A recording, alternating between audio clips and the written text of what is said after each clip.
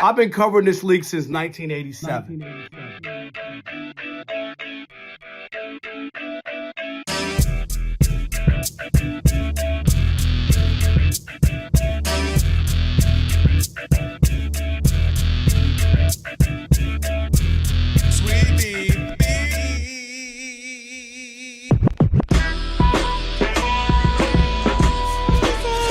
Can this sports writer and this sports fan share a radio show without driving each other crazy? Now, live from the Fox Sports Radio studios, here's Fox Sports Radio's Odd Couple, Rob Parker and Kelvin Washington. Password. Ack, ack. Enter, brother.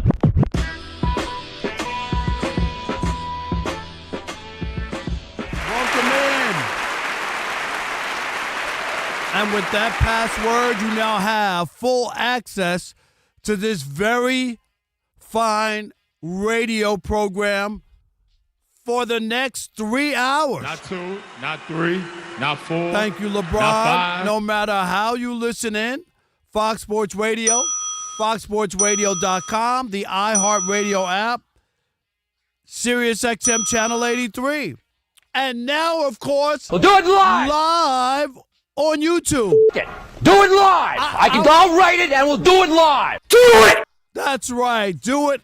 We'll Do it. live. Thank you. Say my name. Rob Parker. Say his name. Kelvin Washington. And we are indeed the odd couple, Rob Parker and Kelvin Washington, on this TV theme song Thursday. And guess what? You'll need our phone number because we are, without question, the most listener-friendly national sports talk radio show on the planet. Rich and Covino. On the planet. Doug Gottlieb. On the planet. Ben Maller. Okay. There you go. At least when people are still awake. That's the only time it counts. That's right. No doubt about it. Write it down. Commit it to memory. 877-99 on Fox. For you laymen who can't figure out the letters and numbers going together, it's 877-996-6369. It's not trigonometry. That's right. And if you hear feedback on the line when you call in, it's your own fault. It means only one thing. You forgot to turn down the radio. With that said, always remember,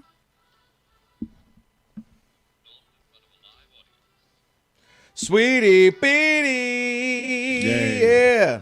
and remember, if you got a complaint, you don't have a 50,000-watt radio station, and... Well, I'm talking to you the way I want to talk to you. You have a problem, turn off your station. That's right. Turn it off. Look, come on. Big Show, and let me welcome in my co-host. He is Kelvin Washington. What up, man? Hey, happy TV theme song Thursday. Most importantly for me, at least, happy birthday to my baby Cameron. She is 7 today. Happy birthday. You guys got a big party going on? Yeah, man. You know how it goes. We got a whole bunch going on, even bigger party on Saturday, because God forbid we have birthdays in the backyard with some hot dogs, and that'd be it nowadays. You got to have parties on parties on parties. I feel like a rapper, right? Parties on parties on parties. Yeah. So, house full. It's her birthday, my baby. She's 7. She's a wonderful spirit. She's great. So we're excited. So happy birthday, Cammy Bammy. We love you. Very nice. Absolutely. I'll yell at her later. Absolutely. You'll yell at her. Yeah, do that. What are you Cam doing? Cam is Rob G's favorite. Do it. Rob G loves Cam the most. I love the youngest. You love Karis. Yes. Yeah. She's cute. They all love you guys. And they got Uncle Rob, I don't know. Except for me, because You be neglecting them. I'm not in the mix, like the No, you know why? Because the one time they stuttered, and you were like, all right, kid, get it out. All right, enough is enough. All right, whatever. Well, they got it. Spit it out already. You know what I'm saying? All right. All right, my man. All But, right, yeah, hey. man. Hey, listen, we ain't short on things to talk about, are we? No, we got a big show, a lot of stuff to dive into. Let's welcome in the Odd Couple crew, because we wouldn't be able to do this fine radio program without him. Rob G is our producer. Alex is our engineer.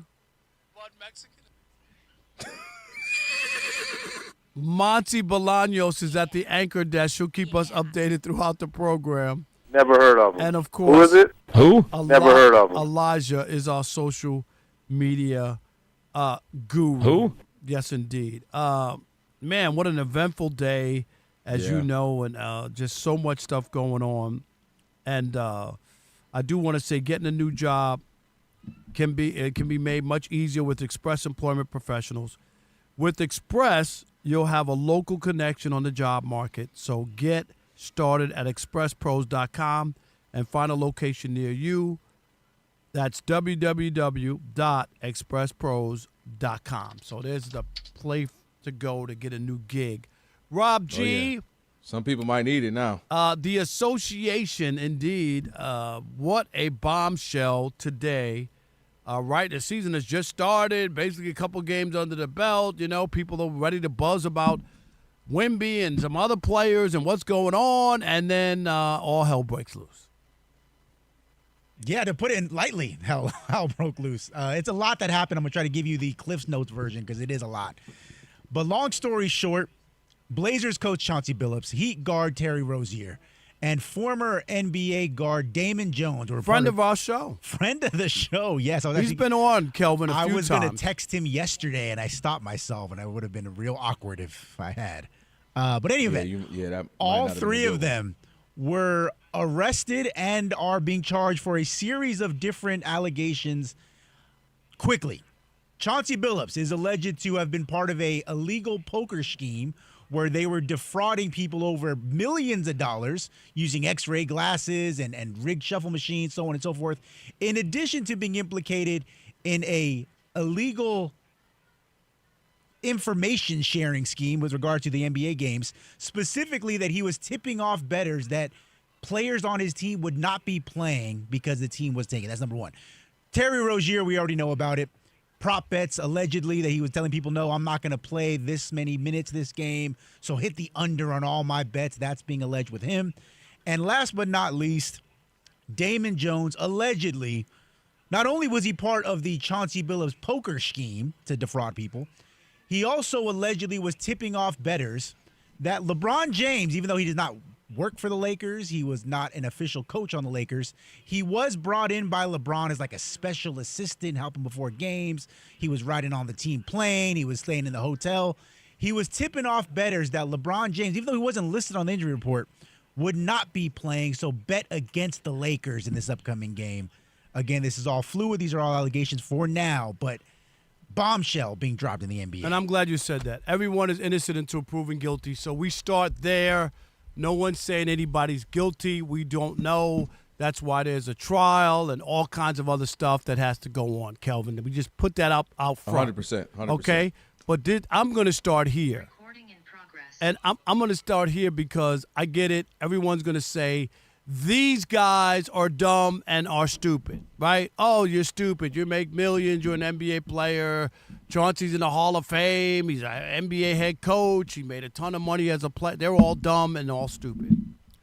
I'm going to lay the blame squarely on your commissioner, Adam Silver, the NBA, and all the other leagues following behind, okay? This is where I'm going to put the blame because they've made it comfortable enough where people felt like they can do this and they can be involved in it because at one time, Kelvin, gambling was a no-no. So much so, I remember them saying there'll never be a team in Las Vegas, right? There'll never be a team in Las Vegas because they're not going to do that. I remember when Major League Baseball told Mickey Mantle and Willie Mays to get lost, kick rocks. They were greeters at Atlantic City in front of a casino, right? Yep. Fans, come meet Mickey Mantle. These guys are long time retired. They were retired baseball players. They weren't even playing. They said, if you're greeters, we want nothing to do with you. You can't wear a Major League Baseball uniform. You can't come to Old Timers Day. Nothing to do with the sport. We know what baseball did to Pete Rose, right? No. Persona non grata, you're banned for life. All the other stuff. And now that's all changed. And all the leagues, I'm not saying all the leagues, we know this, they're all in bed with the casinos. We've normalized gambling to the point where people feel comfortable to even do this. We just saw last week, did we not talk, Kelvin, about the colleges allowing players to now vote, bet on as long as it's not your game, you can bet on. Oh, okay, here we go. And this is why I think we are where we are, is because there is no fear of God from the leagues. The Terry Rozier thing is as bad a black eye to the NBA as anything. How the hell did they clear him? Who's your investigative team? They should all be fired. Adam Silver should come with his hat in his hand and apologize that this league basically exonerated him and allowed him to play, and then the FBI snaps handcuffs on him today. Seriously. How did that happen? You know how that happened? Because they wanted it to go away. They wanted it to go away. And go ahead, Kelvin. I can sit here all day. No, I'm with you. Let me add to that. Not only did they want it to go away, if you recall, do you remember when it went away? Do you remember what happened that day? That's the day Malik Beasley's thing came out. So they didn't want it to have multiple stuff going on at the same time. So let's kind of scurry and move on away from one. The other one comes out. Let's hurry up and get away from that one. Oh, we're right in the middle of what? We're right in the middle of the Steve Ballmer, Kawhi Leonard, Clipper thing. So the NBA had a lot going on right now. And you already know the Jonte Porter stuff that happened with the last year. So there was a lot when it came to gambling. Tim Donaghy notwithstanding over the last 10, 15 years, and especially now that the NBA is trying to skate away from. And the challenge with this is they are in bed with gambling. So they tell you don't gamble on certain things, but hold on, let's take a quick break. It's brought to you by DraftKings. It's brought to you by Prize Picks. Brought to you by FanDuel. And so which one is it? Is it don't gamble? Is it gamble this way? Where if you are going to gamble, only use our sites. So it is a convoluted, mixed up thing that is getting ugly, that is creating a normalcy to kids because it's on apps and it looks fun and it looks like something cool to do. And you don't have to bet big money. You can bet a few dollars. So that's not a big problem, right? I'm only betting a few dollars. And it can cause and lead to people becoming problematic. Now, going back to the NBA specific, I don't fully agree with you in that. I agree that this is horrible. You and I have talked about it for a whole year now. The whole gambling in bed with everybody, then you're telling them not to gamble. The only challenge I have with this is the Damon Jones taking advantage of information about LeBron, a professional, you retire from the game, like that's on you. Being a part of, Gilbert Arenas and all that stuff happened with Gilbert. Now you got stuff that allegedly happened with Chauncey. Like being a part of mob tied casino games and poker nights, I should say, that's on you. Like, so I don't want to absolve the personal responsibility. I do think the convenience, the normalcy, the ease has become all of these leagues. And the league is in a very peculiar situation now where I think we're going to get more and more. You and I have talked about it. Michael Porter, Jonte Porter's brother, talked about it recently on a podcast. He said, you know how hard it is for these young dudes to come in, ain't really making crazy money, knowing so-and-so got a bum leg, hey, you might want to take the under on tonight. Knowing so-and-so, what's the over today? I'm taking 10 threes. You might want to take the under tonight. I'm only going to shoot 7. And if you're a young dude, that is hard to not do. And the normalcy in which it happens, they're allowing it in college, as we talked about, as long as it's on the pros. This is just all going to be mixed up, Rob.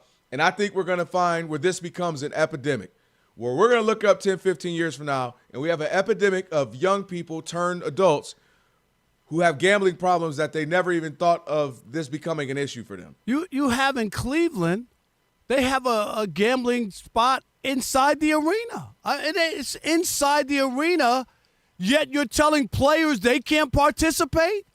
It's normal for everybody else, right? Yep. So once you cross that, you can't close it off. You can't tell them. Everybody around them can gamble. It's in your face. Everything is sponsored by, right? And I'm saying that at some point, all money's not good money because you're messing with the integrity of the game. That's why forever these leagues never got in bed with Las Vegas. No events, nothing. We're not having anything in Las Vegas. The players aren't staying in Las Vegas. Do you know what I'm saying? Yeah. And now all that has been now. And now all of that is gone. We do want to get you involved. 877-99 on Fox, because I know a lot of people definitely want to chime in on this after what's happened all day. And most shows don't want to hear from you. But guess what? The Odd Couple wants to hear from you and what you think, because this affects you as a fan. What do you think about this? How much blame does Adam Silver and the NBA get for this betting scandal? Or are you with Kelvin is more on just the individuals? I think this is the league. I think there's a widespread problem. You just caught a few of them right now. But I think this is widespread. We'll continue this conversation next with you on a TV theme song Thursday. It is The Odd Couple, and I'm getting a haircut on tomorrow. Right here on Fox Sports Radio. Think about your hair. Fox Sports Radio. Stick and stay. Unless somehow you can come in and trim up Rob Parker in the US of A. My goodness.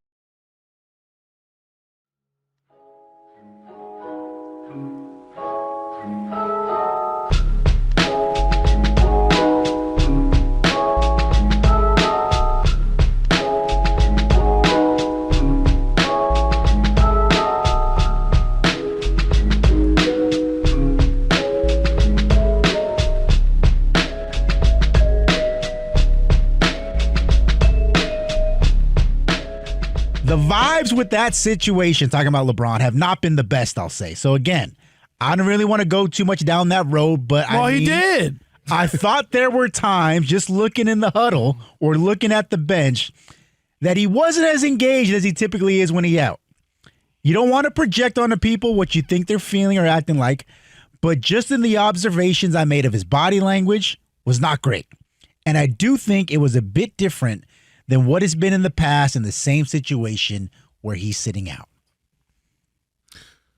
LeBron, the last part of what he said, one of the parts towards the end I agree with, in that, look, the camera wasn't on him quite as much as they are, and you don't want to read too far into it. But LeBron is very, very intentional, very calculated, very aware, knows this is a national game, knows this the NBA is back. It's a big deal. It's on NBC. Everybody's watching it. You know what I mean? Like, LeBron is fully aware of what's going on. This is Luka's now first year as a full season with the team. Everybody's watching. Luka's in the best shape of his life. You got DeAndre Ayton. You got Marcus Smart, some new players. People are watching. It's versus Steph and the Warriors. And for LeBron to look a bit disengaged, to look distracted at times, to not be in there, that is intentional from LeBron to me. Now, I don't know what he's trying to imply. I don't know what he's trying to say, but LeBron was saying something with his attitude, because if you can say a lot of things about LeBron, but one thing you can't say is historically, LeBron's up, dapping up teammates, got personal handshakes with every last one of them, talking in their ear, cracking jokes, having fun with them. That's one of the great things about LeBron, is he's very ingratiating to teammates, whether you're a street clothes on the bench or whether you're another star with me. And for him to not do that screams louder than most people, because he is usually that with his teammates. So, Rob, I feel like there's something there. Is it the idea that didn't work out the deal with the contract? Is it the idea that maybe they were kind of moving forward? It feels like the franchise is starting to move forward without him, saying you're here now, but we have to start thinking of life without LeBron. I don't know, but something did seem a little off. For a big game, first game of the season, LeBron totally knows those moments, totally owns those moments, totally, even though if he wasn't playing, I'm going to be a part of it, I'm dapping up, I'm doing this, and he wasn't that. And for LeBron to do something, it's intentional. We've seen him doing podcasts more than ever lately. We've seen him golfing more than ever lately. We've seen him do a lot of other. He's retired. That's what he's doing. Are you kidding? And maybe he's acting like it. So, and last point, too, with the sciatica, just a strain, like to be out weeks, that's kind of strange, too, in that it normally, day by day, or they'll take it a week at a time. But to just know, he's going to be out for weeks is a bit strange. So I don't know what's going on there. Can't that be corrected if you wash your hair? Oh, that's seborrhea. That's seborrhea. I'm sorry. You're so stupid. We need some head and shoulders or something up in here? So, yeah, that was someone else. If it was Russell Westbrook or something, he'd be like, all right, whatever. Even Steph, kind of, all right, just in his own. LeBron is intentionally stand up during timeouts, dapping up everybody. Stand, got a certain personal handshake. For me, that felt like, Something seemed a little off. There's nothing off. This is LeBron, who understands that his time has come and gone in Los Angeles, that he's not a main focal point, that they didn't even offer him, hey, an extension, and then let you turn it down or what. No, that was no contract offered on the table. This is it. You playing it out, you picking up your option, and then that's it. We're done after that. Players are coming in. Ayton came in. LeBron's haven't even talked to him. You know why? Because they didn't call him and say, LeBron, what do you think about? No, that was a Luka pick, right? That was a Luka. Luka wanted him or whatever. So LeBron's not dumb. He understands what's happening. And slowly but surely, the Lakers are moving forward without him. This is what happens when you stick around too long and you think you're going to have the same clout. You never have the same clout the whole time. Nobody, unless you play a shorter period of time, gets to run the routes, the whole time, especially if you overstay. Most guys LeBron came through the league with, they're long gone. They're all long gone. LeBron's still playing 5, 7 years after other people. You know what I mean? That's a long time after the fact. So he knows what's going on. That's why he's disengaged.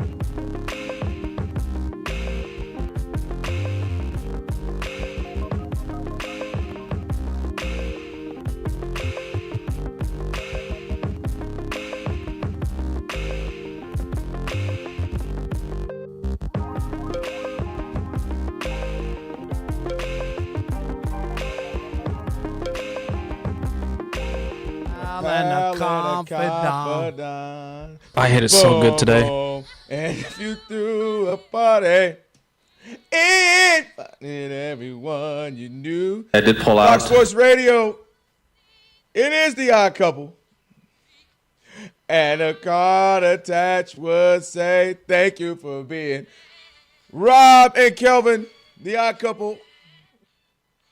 On a TV theme song Thursday, one of the great theme songs of all time right there. It was fun. Check us out on YouTube. Most of you already are. We love it. We appreciate it. You can always watch us on YouTube. You can like, subscribe, share, comment. Do it.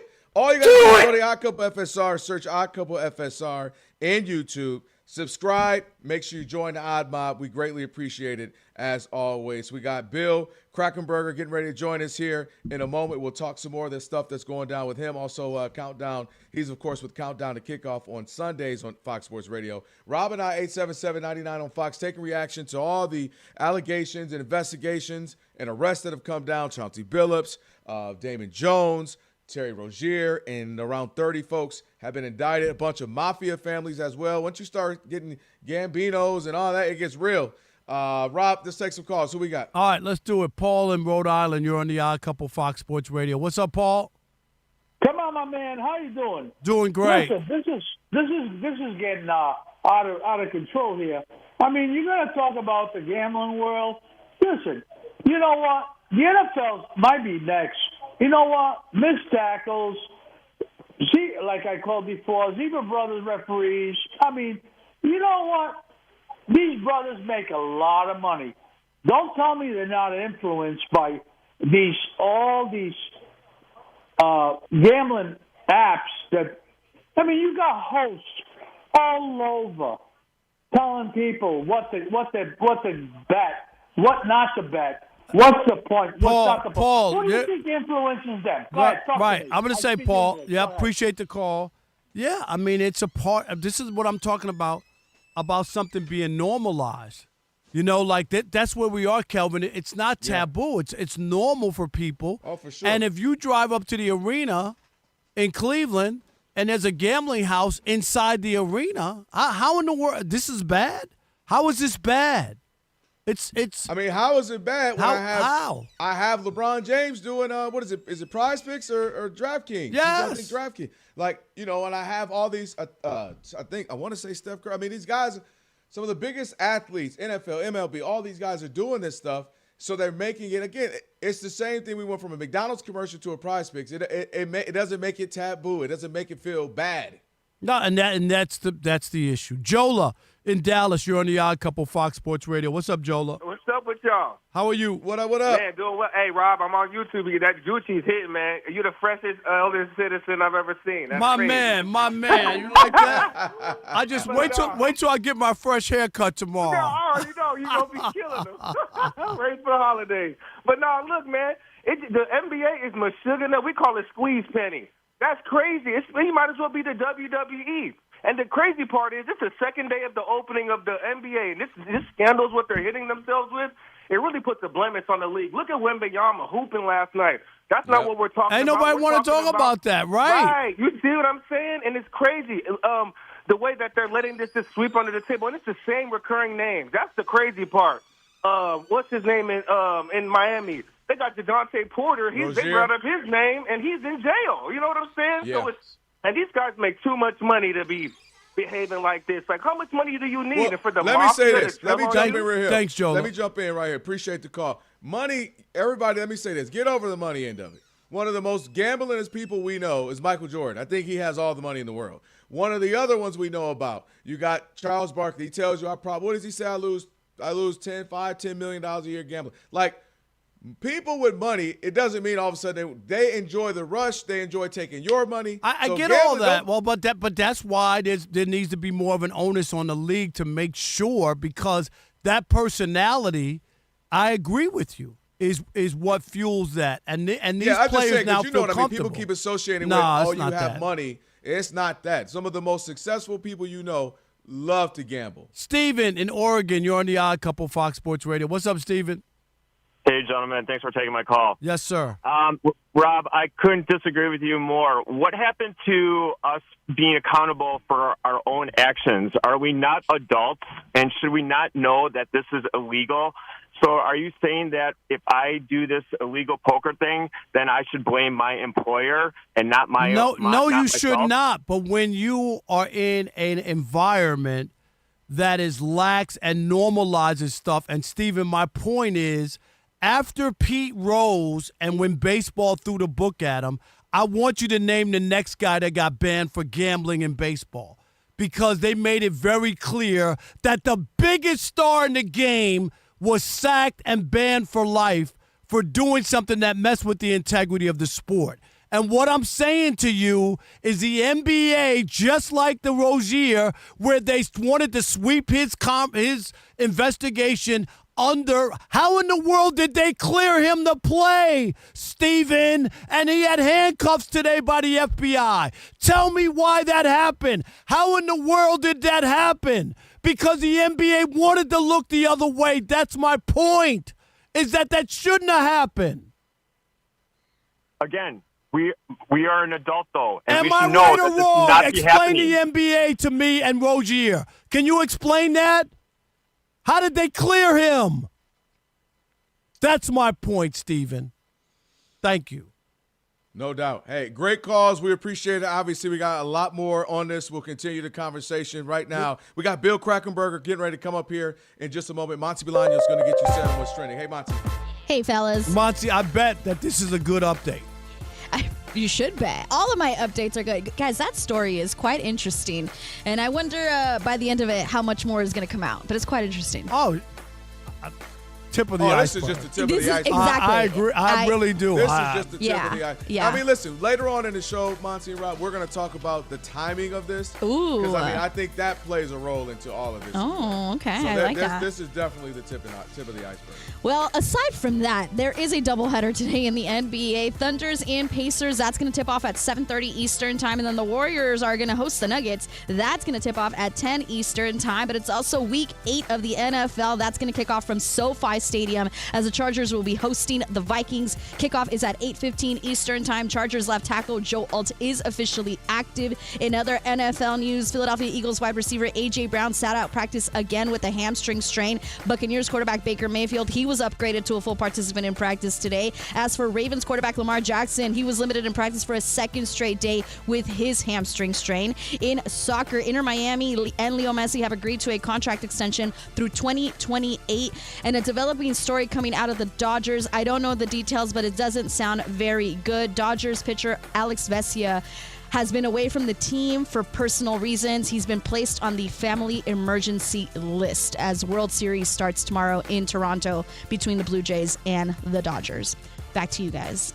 All right, Monty, thank you so much. Yeah, I just saw that story as well. Yeah, and you know it has to be serious. It's for the World Series. Yes, for the World Series. Yeah. And the message by the Dodgers, they said a heartfelt message. You know, it's not whatever it is. It's not good. Sad. Yeah. Absolutely, man. Sending him all thoughts and prayers Absolutely. out to Vesia. Obviously, tough time for him. It's the Odd Couple. Thank you, Monty. Rob Parker, Kelvin Washington on a TV theme song Thursday.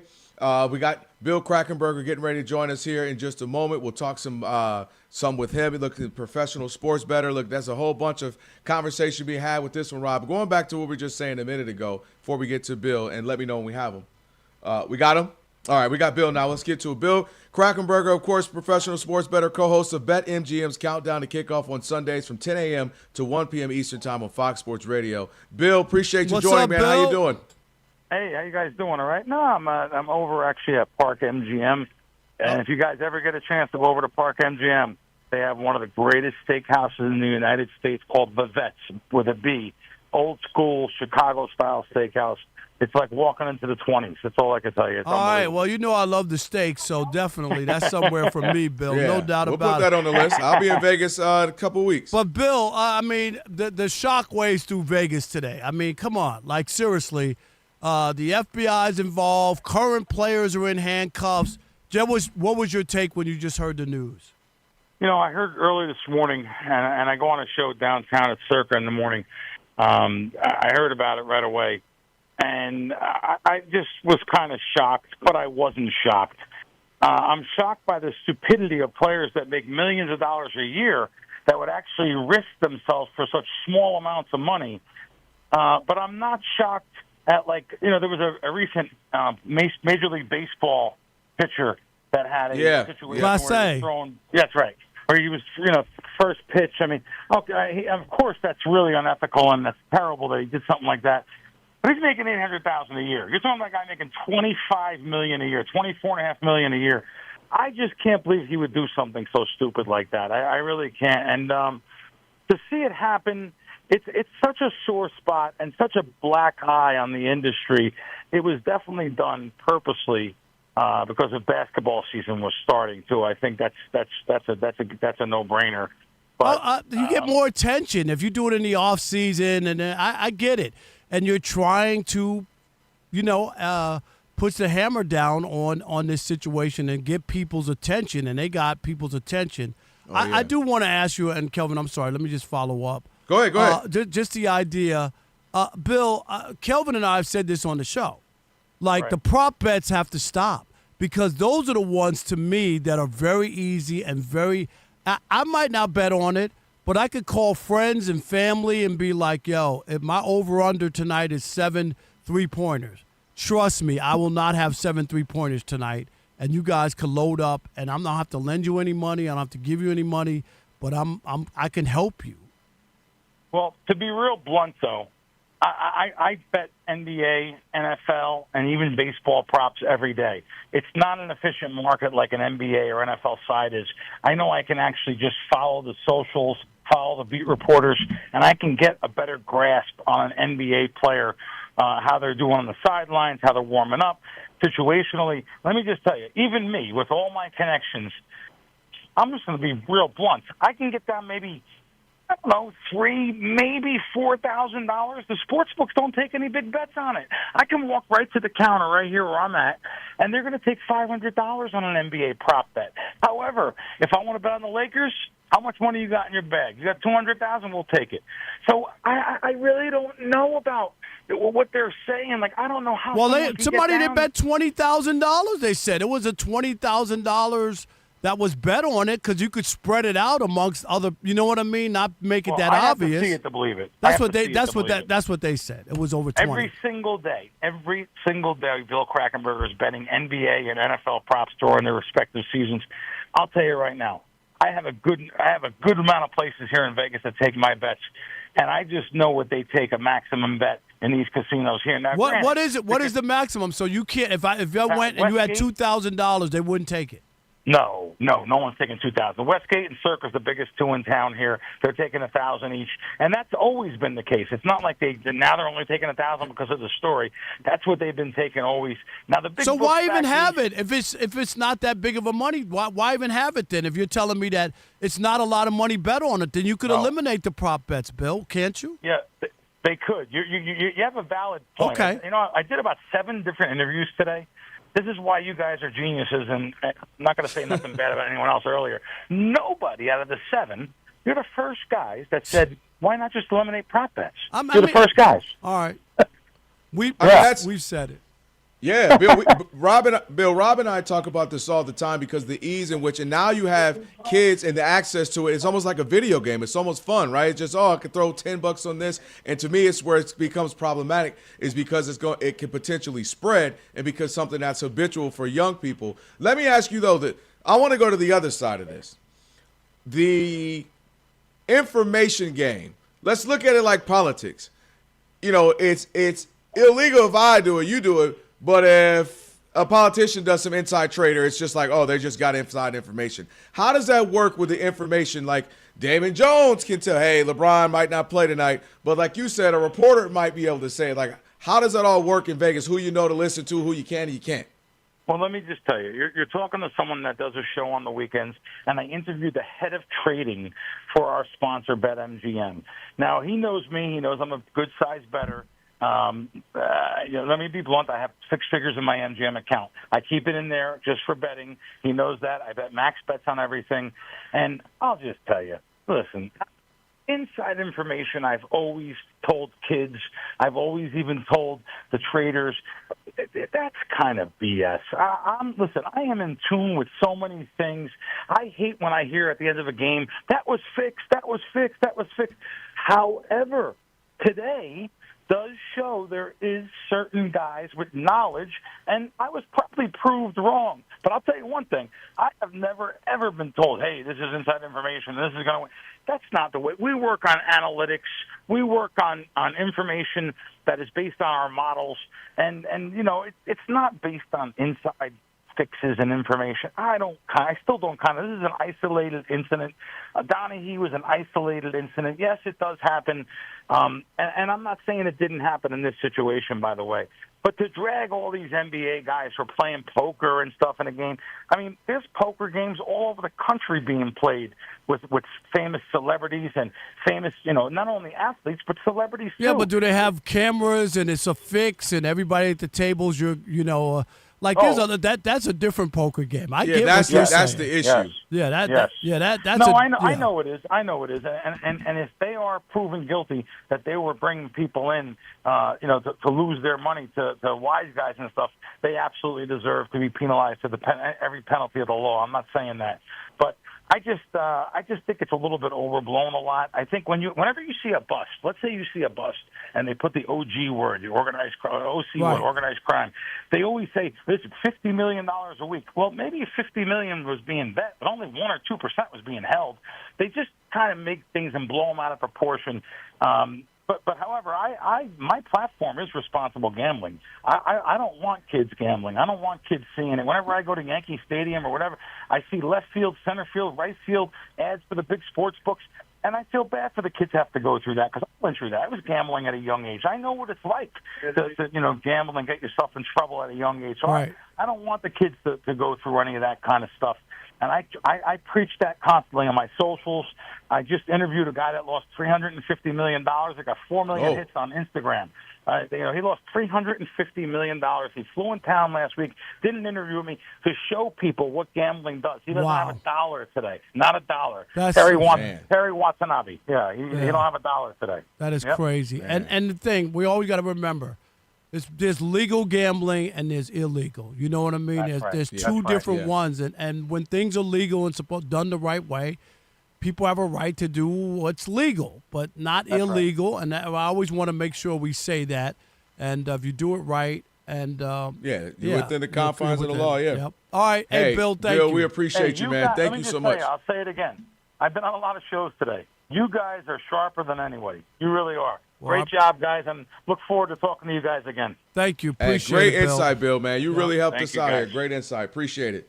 Yeah, that was some great knowledge from him, man. He really broke some stuff down. And, of course, Rob G is jelly like, oh, God, now we got to listen to these hating? guys. Rob G hating? I told Crack I wrote all the questions. Is there... Well, then dang it, write him, Rob. All right, man. Hey, great stuff right there for Bill. On the way, we're still going to do Shekel City, still do Play of the Day. Hold on. We'll still – Kelvin, you missed – I can't believe we had Bill – we had Bill on? Yeah. What was his name? Krackomberger? Yeah, and you didn't even address him correctly. I was shocked by that. What did I not say? Never mind. I'll tell you later. Tell me later. I'm scared, actually. Okay. I don't even know if I want to know. Yes. We also got to talk about Cooper. By the way, basketball did happen yesterday. No, it did I don't know not. if the world do that. No, it did not. Cooper Flagg's debut, we'll talk about it. It's the Odd Couple Fox.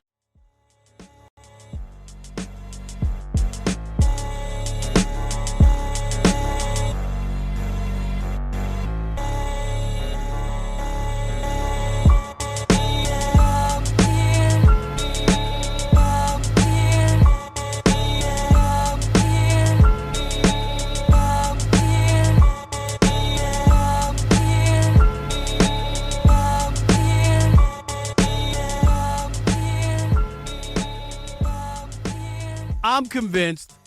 What are you convinced about, Rob? That one of the storylines that a lot of people are excited about will not come to fruition, will be a spectacular disaster, will not happen, and will be a fail.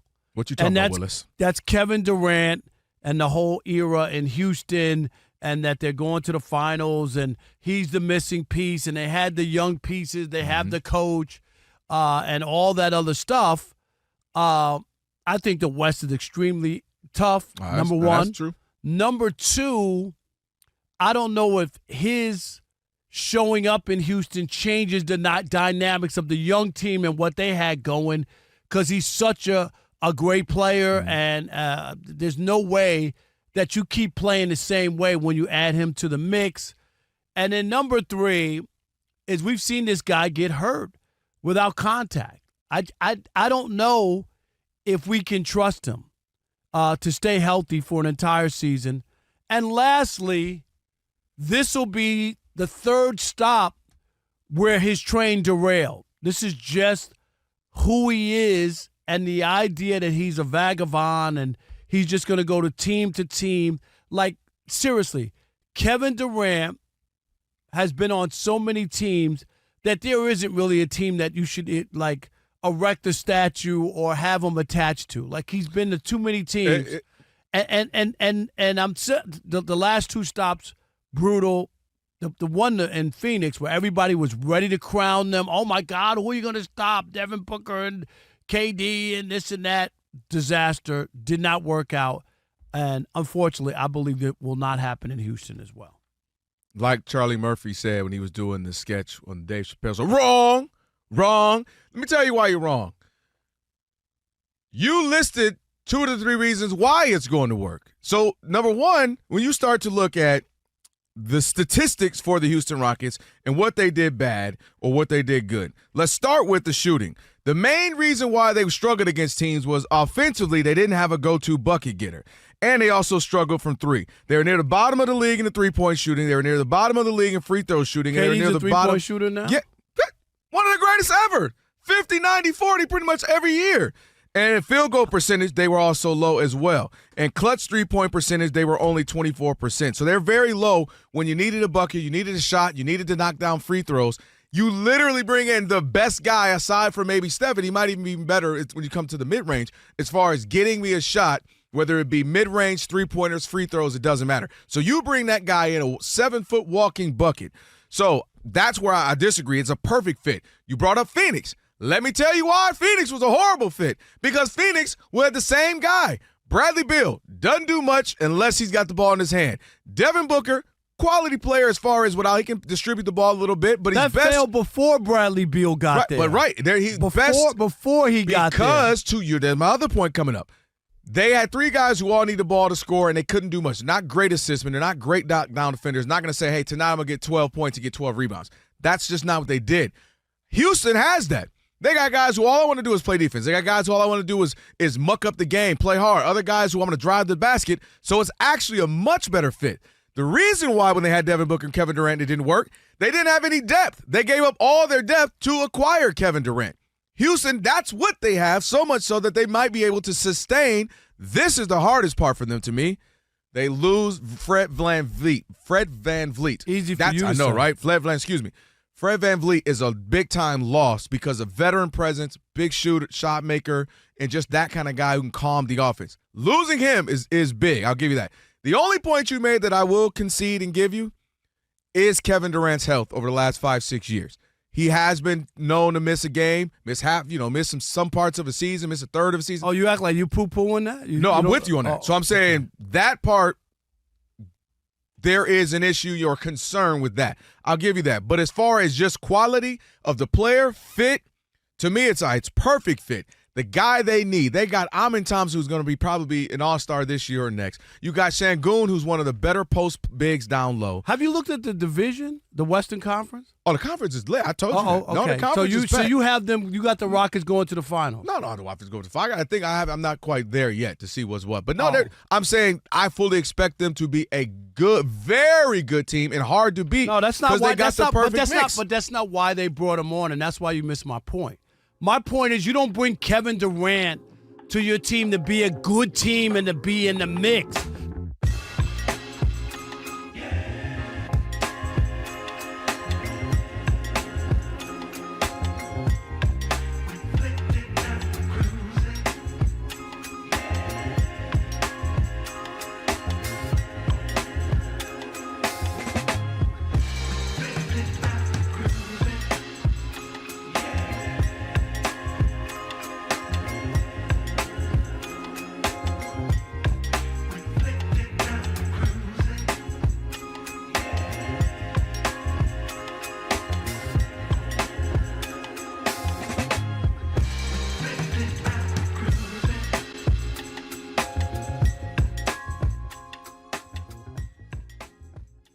Rob Sterling Jr.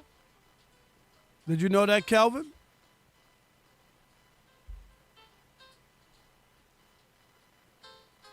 Elijah, wake up, Kelvin. All right, it is the Odd Couple, Fox Sports Radio. Fox Sports Radio. Yay. Some ain't right, but I'm still riding it. That's right. Whoa. And now it's time for the Tire Rack Play of the Day. Wembanyama crossing up lively behind his back. Victor for three. And the foul! Victor Wembanyama stirring the drink that tastes so good here tonight. Oh, wow. That laid it on thick right there. That's right. First, we got this. Everyone knows it's Wemby. You're going to have a whole lot of that because he's about to be dagging in the MVP. That, of course, your Teichert Play of the Day brought to you by, that was the Spurs Radio. And for over 40 years, Teichert has been helping customers find the right tires for how, for what, and where they drive. Ship fast and free, backed by Free Road Hazard Protection with convenient installation options like mobile tire installation. TireRack.com. It is the way tire buying should be. And now it's time for Check. Welcome to Shackle City, the home base for Rob Parker's daily picks against the spread.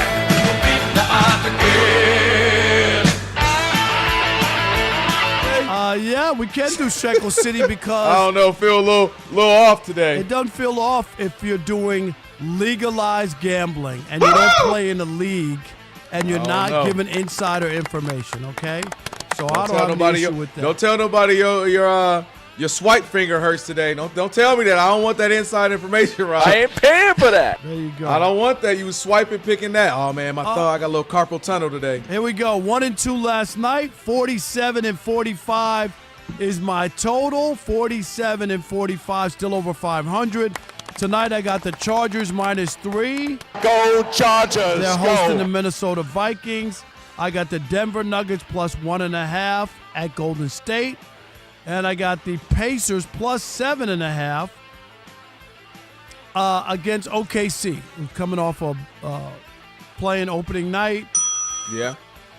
Pacers, I think they got a little pride, so I'm going to go with the Pacers to lose close, +7.5. Denver +1.5, and the Chargers -3. And remember, wait, who Denver playing? Denver's playing the Warriors. Oh, yes. Warriors a favorite? Yeah, it's in San Francisco. Oh, wow. Wow. Okay, Warriors. Yes. And remember, I'm not telling you what Rozier told you to bet. Oh, I do that? I'm not telling you what I told you to bet. I'm telling you. do that? You telling them what Damon Jones told him to Bing bet? bong. I'm telling you what I bet. Come on. Damon? Alleged. This is all alleged. Let me be clear with that. This is all alleged. But yeah, man, this is some wild stuff because quickly we thought we were going to have more conversations about Wemby. We thought we were going to have more conversations about Cooper Kupp in his NBA debut where he goes 10 of 10, 10 points, 10 boards. And they're like, they led with he had a double-double. He had a horrible game, an ugly game. A double, 4 for 16. 14, was it? Or I thought it was something like that. Something like that. You might be right. But he had a terrible game. He's the point guard with 0 assists, and now, they put down that he had a double-double. Really? You remember I said this when they were like, Jason Kidd over the summer want him to play point. I said, all right, I don't like that. Based off what I saw in Summer League, dude, to play the point in the league, that takes a lot. You got to be able to. Why put that? Why throw that monkey wrench into his rookie year when that's not his position? It doesn't make any sense. Who he is. I'm genuinely confused by that because that's not his natural feel. He has a good feel for the game, but not point guard feel. That's a whole different level of feel. That's a whole different level of understanding who I got to get shots to. I got to get this guy involved. Controlling tempo. We got to go fast. No, we got to go slower. That's a lot to put on a guy who's 18 years old, Rob. 18. He's not LeBron coming in who could have run point because that's what he does. He was a shot creator or Luka or something. He was a forward who played defense and scored. But defensively, it looks like he'll be all right athletically and motor-wise. Got to find that NBA shot. It'll come eventually. But the real story out of that game was Wemby. Oh, my gosh. He looked incredible. He looked ridiculous. When you make a fake player in a video game that you know is fake, it was Wemby. Everybody knows it's Wemby. Everybody knows it's Wemby now. If you didn't know, now you know. It's Wemby. We are Fox Sports.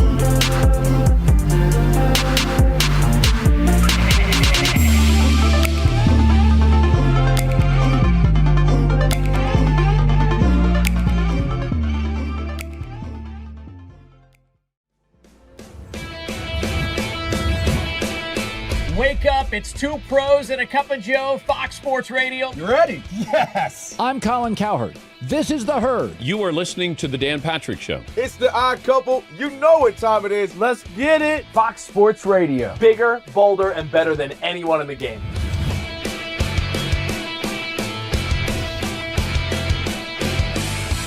Fox Sports Radio is the #1 sports audio network. Diverse, fun, entertaining, and driven by the big sports topics of the day. They had to bolster the offensive line, which they did. You finally said something right. Congratulations. That game was incredible. You are wrong. You could take that trash somewhere else. Wham!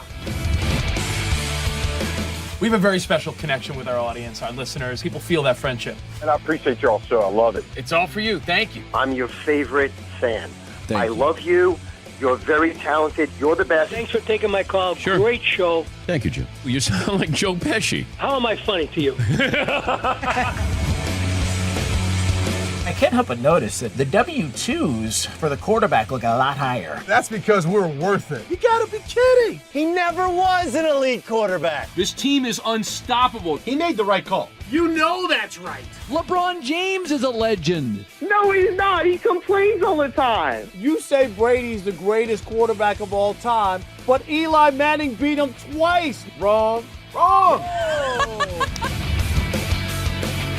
For 25 years, Fox Sports Radio has dominated the sports audio landscape with the biggest talent and the best programming available. We talk sports and we have fun doing it. We talk about life. Sports radio is where you go after the games are over, and then the discussion begins. If the Chiefs win, Sorry, Patrick Mahomes here.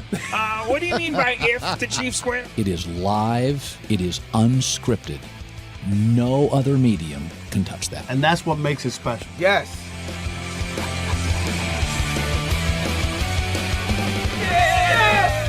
Who wants some? bigger, bolder, better. We are Fox Sports Radio. Yeah.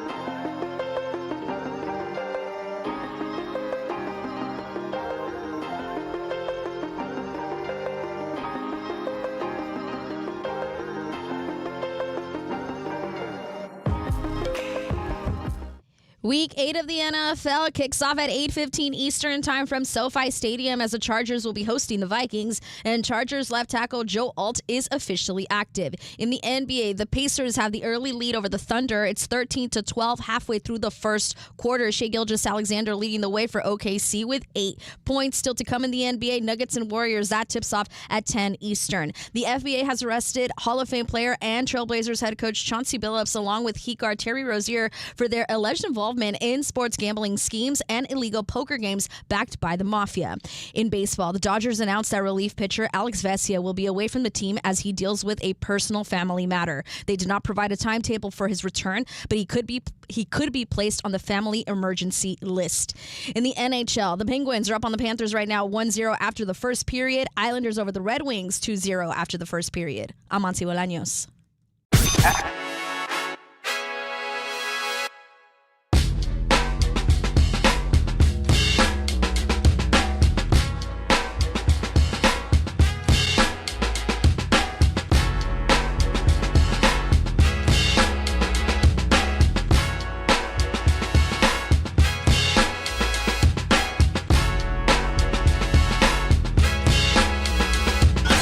Can this sports writer and this sports fan share a radio show without driving each other crazy? Now, live from the Fox Sports Radio studios, here's Fox Sports Radio's Odd Couple, Rob Parker and Kelvin Washington.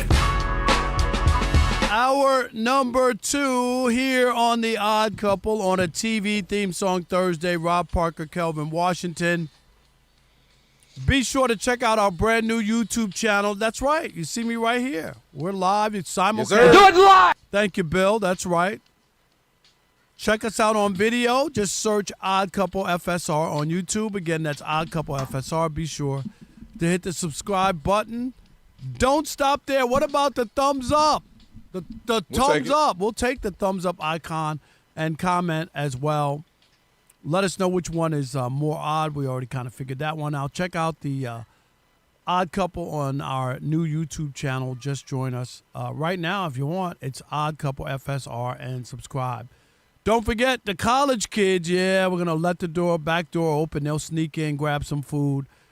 Sierra Clark will be joining us, the host of the SEC T podcast. So Sierra Clark will be joining us in about 28 minutes. So a lot to get to here in hour number 2. Rob G, we got the players involved in this, right? Yeah. Rozier and Jones, right? Okay, so we got those. But I think the bigger one was Chauncey Billups today, right? I mean, that was a current NBA coach who coached the night before is in handcuffs the next morning. And the allegations are really bad about him, Rob G.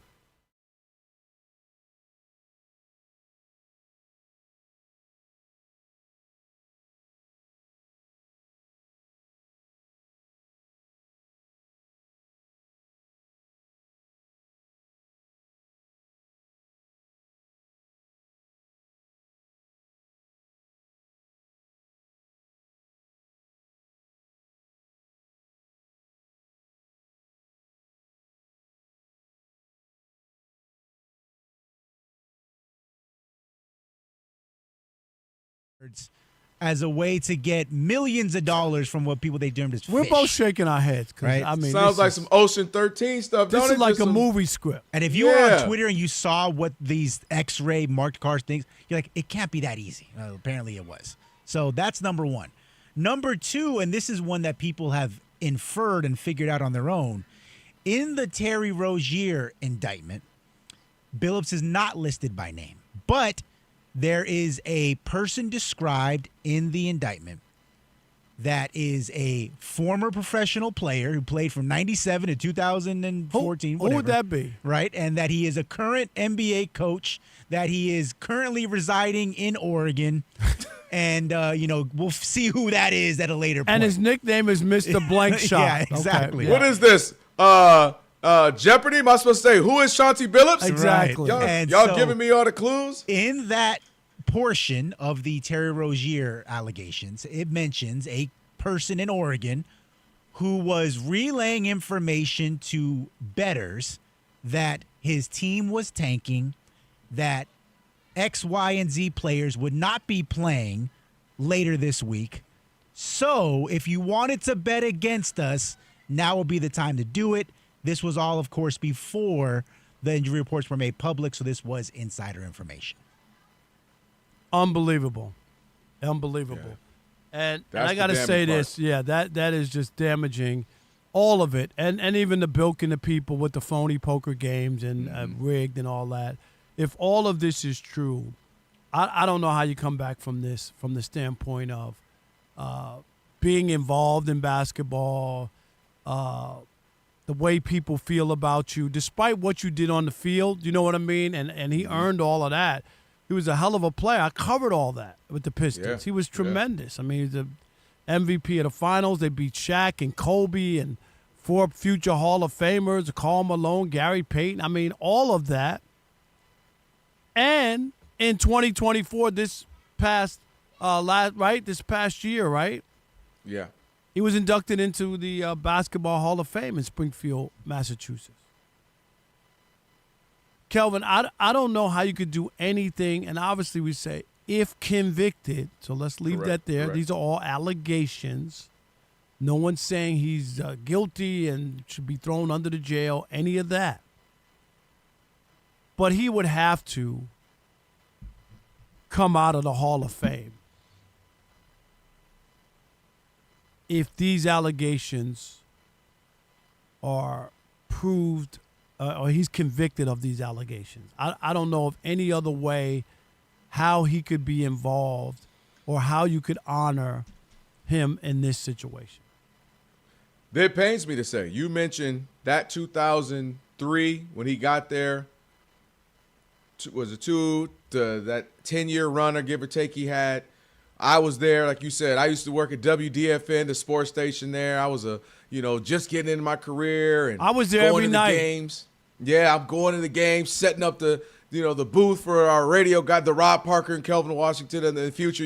I can just sit there and learn and watch, and I got to be around the game and the team. And dude, that run meant so much to me. He became one of my all-time favorite players, as you mentioned, because he was great. He made all the big shots. That team was so fun. That It meant so nickname much to was the city. real because he Yep. was Mr. Oh, Big yeah. Shot. Without a doubt. And he meant so much to the city and that team. You were there.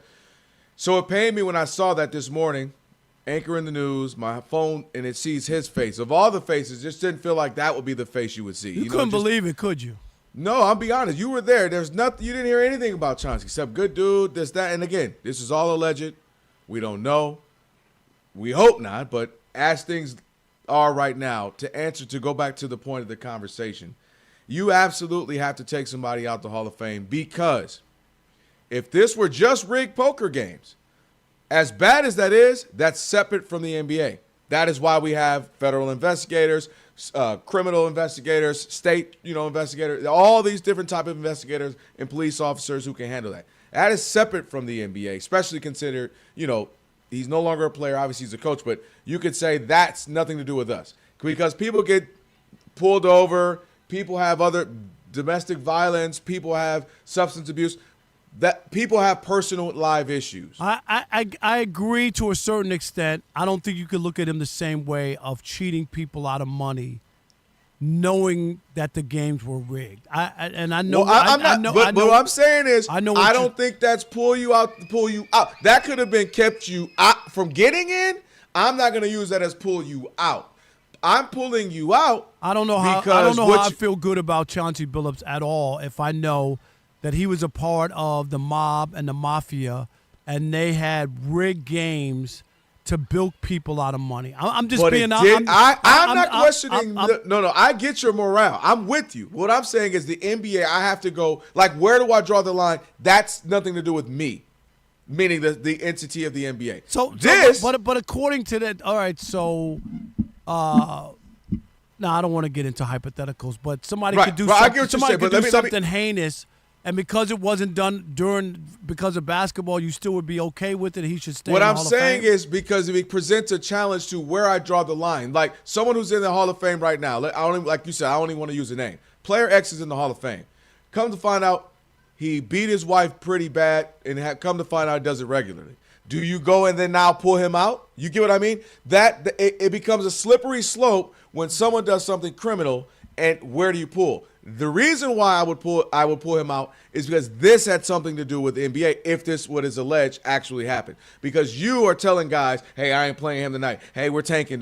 Hey, you might want to put some money on us. We're going to look bad tonight. Now that directly affects the integrity of the game, the trust of the game. This is directing my business and our fans. that I'm pulling you out. But there's also, That's why I but said, also in contracts as a professional athlete, there are moral clauses in there that have nothing to do with basketball. Moral clauses on how. That's why I will fire you on how you represent handle yourself. Yes, and I will fire you for that, Rob. I'm with you. I will say, in your contract states this. You did X. You're fired. Again, pulling you out of the Hall of Fame becomes a very slippery slope if it becomes things that are personalized. It's not slippery slope if you're convicted of this, and you look at where because it's a big scope, and I get it. You know, there's two different charges here. Right. So I'm talking specifically. You're saying that you would be cool with Chauncey if he just bilked people out of millions of dollars with the mafia. You're saying you're cool with that. He should stay. Not me. I'm saying you. I'm asking you. No, absolutely not cool. But I think that's horrible. I think he should. Go ahead. But you're saying you wouldn't take him out of the Hall of Fame if it was just that charge. Is what I'm correct, asking. Kelvin. If I'm Commissioner Washington, I disagree.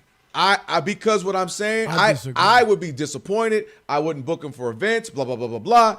But it becomes a slippery slope, Rob. This person beat his wife. This person was selling dope. This person frauded people out of money because he was with Enron. You know what I mean? He was with Enron and he frauded people. Somebody killed themselves because they lost all their savings. And where do I draw the line when it becomes things that are away from the game? Because if people where are I draw stopping, the line is the behavior where you do not hold yourself to a certain standard. So you're going to be pulling a lot of. Well, that's fine. Commissioner Parker is going to. I'm not mad at you. I hear that. I would pull people out if they're convicted. Like they couldn't pull O.J. Simpson because he was acquitted. Whether you agree or not, he was acquitted.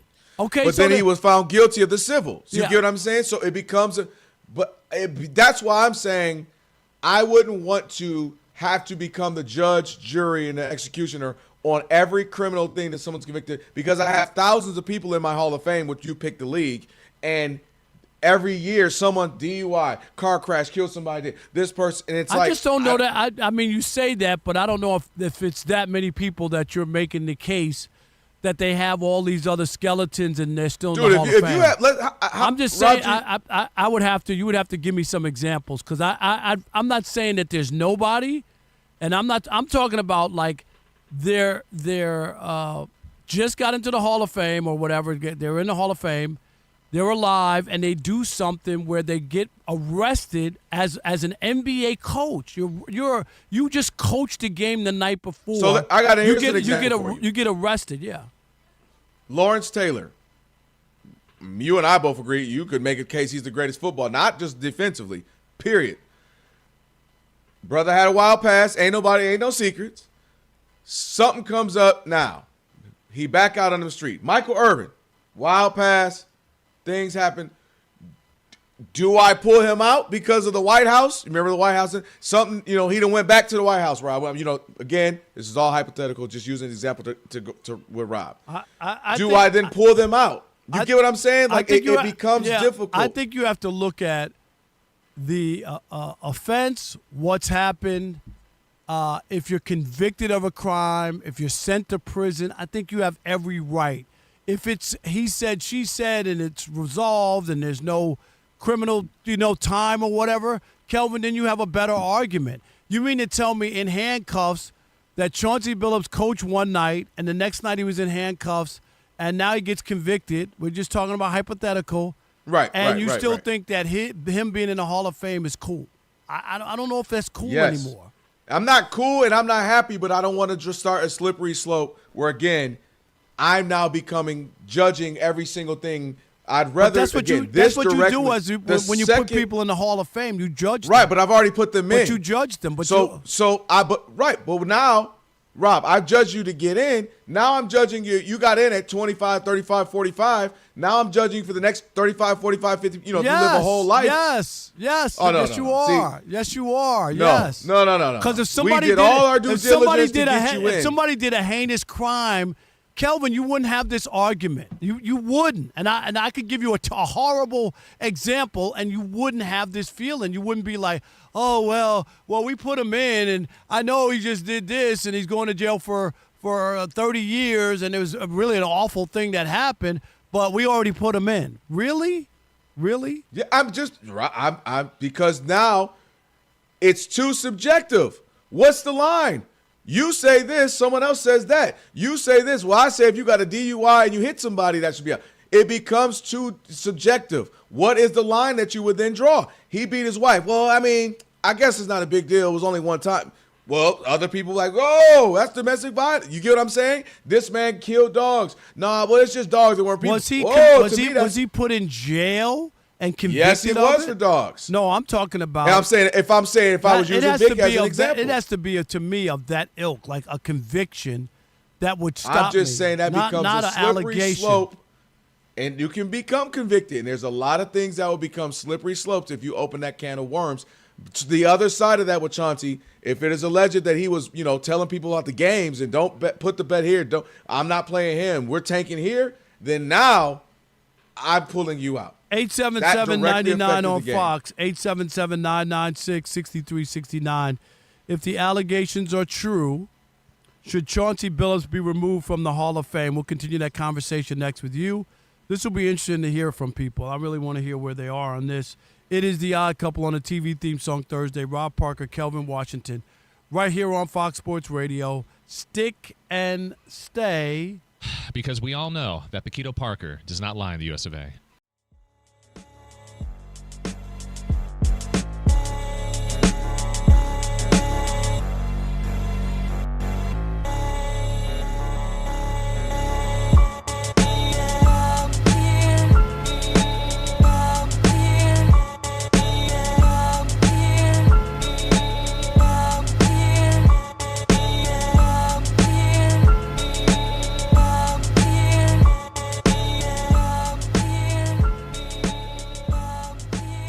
One of the world's greatest athletes of all time, Coach Prime, who played in World Series and the NFL, obviously. Yep. Coach Prime. They asked him about just the Ohtani's feats and just his thoughts on baseball. Here's what he had to say.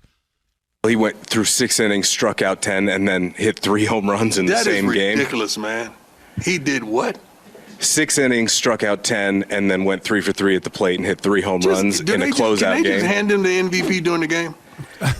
I was going to ask you if you think that's the best individual performance, maybe not just in baseball, but for a single game in sports history. Yeah, because he's doing something that's unfathomable. I'm not going to say sports history because I can't recant everything that has transpired. I hope he opens the door for others because there's many more pitchers, not more, that don't sound right, many pitchers that can do both, but they're never allowed to do so because they put them in a pocket and say, you just need to do that. So hopefully he opened the doors for others. See, now what I loved about Deion, he didn't just buy into the hype. It's the greatest performance ever. Deion was measured. I don't know all to be able to say it's the greatest feat ever. Thank you, because I want all you Dodger homers, okay, and Ohtani lovers to first look up Rick Wise from the Philadelphia Phillies in 1971, before we get to the bigger topic. Yeah. And look at what Rick Wise did. You know what he did? What did he do? He pitched a no-hitter, one walk away from a perfect game, and hit 2 home runs in a game in 1971 for the Philadelphia Phillies. You hear me? He pitched a no-hitter, not 6 innings. Oh, Johnny pitched 6 innings. It's unbelievable. I can't believe he pitched 6 innings and he hit 3 home runs. Rick Wise did that. I gave you another example. Bob Gibson in 1967, Game 7 of the World Series. He pitched a complete game, 10 strikeouts. This is Game 7 to win all the marbles and hit a home run in that game. So don't give me that nobody who ever pitched also didn't hit a home run, because it has happened before. I'm not trying to poo-poo what Ohtani did. I'm not trying big time. You have Raisin Bran. You got Metamucil. You got everything going on right now. Just because I said it wasn't anything special, I don't know. People are going crazy. Yeah, they are going crazy. Now, we argued about that enough. We've gone viral enough about that. I like the second portion of what Coach Prime was talking about. Let me get Coach Prime, baby. He brought up an interesting conversation to me. What Ohtani is doing, obviously great. It's historic. We're talking about it. It's viral, all those kind of things. But I do think something we may now see, which is why the other day when we were talking about will it ever happen again, I said no. Then I said, actually, wait. The reason why I said wait, Coach Prime alluded to. What he's doing is opening up the door for a 6, 7, 8, 9, 10-year-old right now who all their life have been told at a certain point, well, you got to specialize. You're only going to be a pitcher. And you got to so pick this is what you got to do. right. You got to pick. You can only hit. You can only pitch. Nobody else has ever done. Nobody does this like this. You can be a pitcher who happens to be a decent bat, you know what I mean, but not an actual hitter. And what he's doing is opening up what we're going to see, because the only person, Rob, we are the ones who actually limit what athletes can do. What did we say for years? First off, we said black guys couldn't be a quarterback. They're not smart enough. They're not this enough. That was a literal thing. For those of you too young to know that, check the history. Black quarterbacks couldn't exist because they're not smart enough. They don't have the mental capacity. Well, you know how many athletes we will never know who might have been the greatest quarterbacks of all time? Because they happen to be a black quarterback coming out of college in the 70s and 80s. And they led their college team to national championships. Lead them to national championships. And then they'd be like, oh, you got to go be a DB, got to be a running back, go be a safety, or go Charlie Ward, go to the NBA. And it ain't even that long ago. Don't forget 100%. that Bill Polian, who was a Hall of Fame general manager from the Colts, talked about Lamar needing to be a receiver, a wide receiver. Go get some reps as a wide receiver. Just think about that. No, that's real, and that was 7, 8 years ago. Right. So I bring that up to say we limit the possibilities of athletes with our own brains and our own limitations. Right? Black quarterbacks could have been dominating for years. Quarterbacks, we don't run. That's bad. It means you don't see anything in the pocket. You're being scared. You're running. That's stupid. Now, Jared Goff is the last standstill statue quarterback, and I'm serious. Every team has a quarterback who can run, who's mobile. That's the norm now. 25, 35, 40 years. No, because that's bad. That means you're not seeing things. There's Frank Tarkenton. There's Steve Young. There's a handful, but they were the anomalies. So I'm bringing this up to say we might start to see. Maybe they don't go 6, 7, 8 innings, but where you can see guys who are great hitters getting 30 home runs, and batting 280, whatever it may be for them, but they also can get you 3 innings.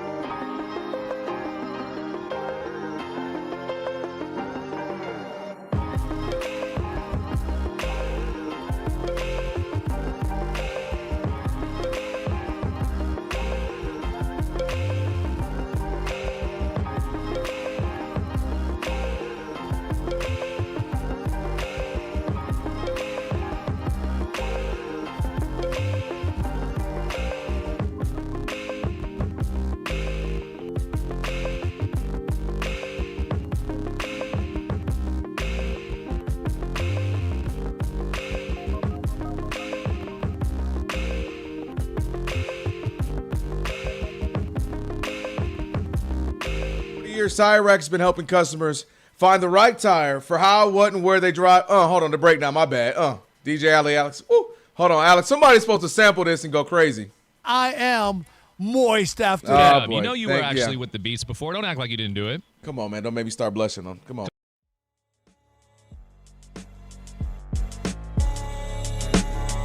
Ship fast and free, backed by Free Road Hazard Protection with convenient installation options like mobile tire installation. TireRack.com, the way tire buying should be. Rob, I'm getting ready to go put on a white blazer. No shirt, chest hair hanging out, gold chain hanging out. Get my Miami Vice on. We got college kids with Sierra Clark coming up in a minute. host of the SEC T podcast. We'll talk some college football in the middle of all this drama. And I think Rob and I think only you and I, Rob, could find a way to take what we're discussing, this whole NBA and the gambling and all that, and still find a way to make it the odd couple version of it. Where somehow we made it, I believe, Chauncey Billups, the two-parter, if it's just the running the poker games and all that and all that bad stuff, that's criminal. That's for the police and FBI to handle. I think you stay in the Hall of Fame. If it's player involvement, I'm not playing him and this guy we're tanking, that pulls you out of the Hall of Fame. You feel he's out either way. I just think that there's an integrity thing on both sides. Like it's hard to prop up somebody who did either one of those things. Like the one you're poo-pooing about the mob and ripping off people. Stop saying poo-poo. What I'm saying is go to prison. That's not the Hall of Fame. I'm just saying, but to me, that's awful to me to do that to somebody. Right, and then you go to prison. Josh in Texas, you're on the Odd Couple Fox Sports Radio. What's up, Josh? Is this 7-0 already? Yes, the Vikings on. Was that the first pass of the game? Oh my God!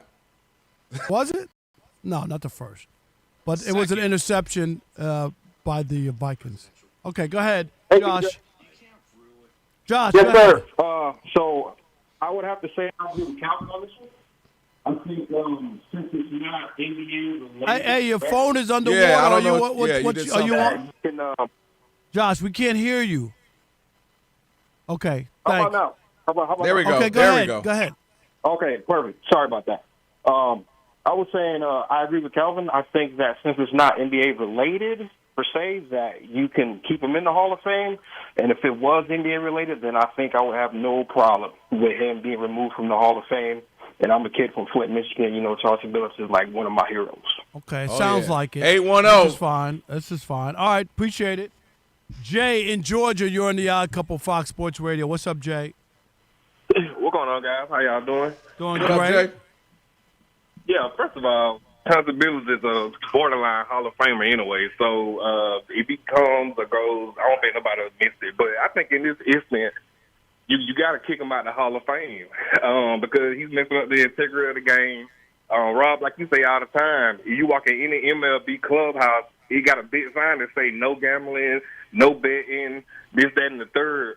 So if he did that, he got no choice but to go. But the problem is, you turn on the TV, it is welcome to the NBA on ESPN.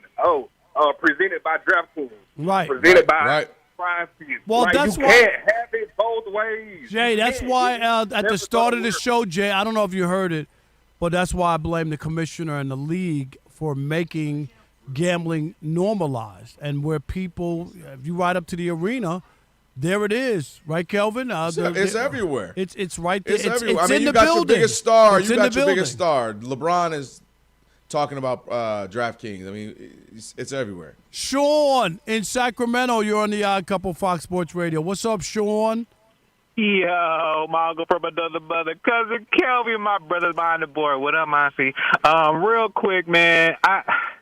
They didn't take OJ out the Hall of Fame. They got a bunch of questionable dudes in the Baseball Hall of Fame. I just don't think you could put a guy in, to Kelvin's point, and then take him out after the fact unless it's something extremely glaring, like he was actually betting on the game. And per the investigative reporter on the Dan Patrick Show this morning, all the allegations stem prior to him becoming a coach for the Portland Trailblazers, and it really had to do with him. That's not what's in the Rob G. read it. And that was right? From March 2023, he was a coach. Okay, but my other point is that's huge. That's huge. That's huge. That is huge. That is, and that's huge, the but difference to I me. think we That's gotta, different than the poker game to me.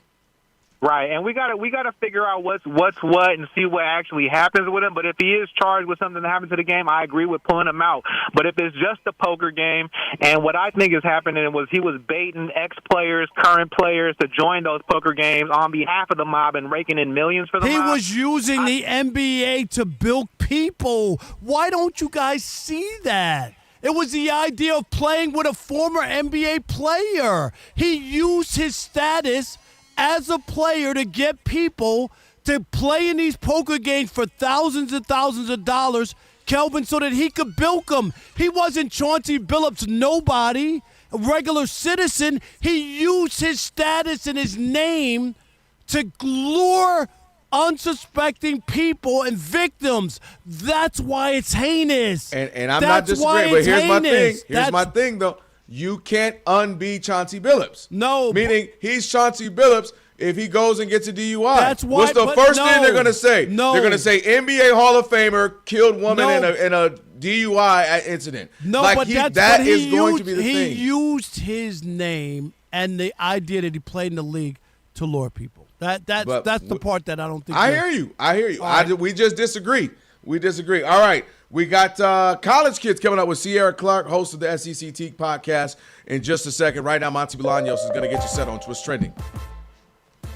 You know, yesterday I said to you, Rob, that you were a cuckoo bird because of your Ohtani take.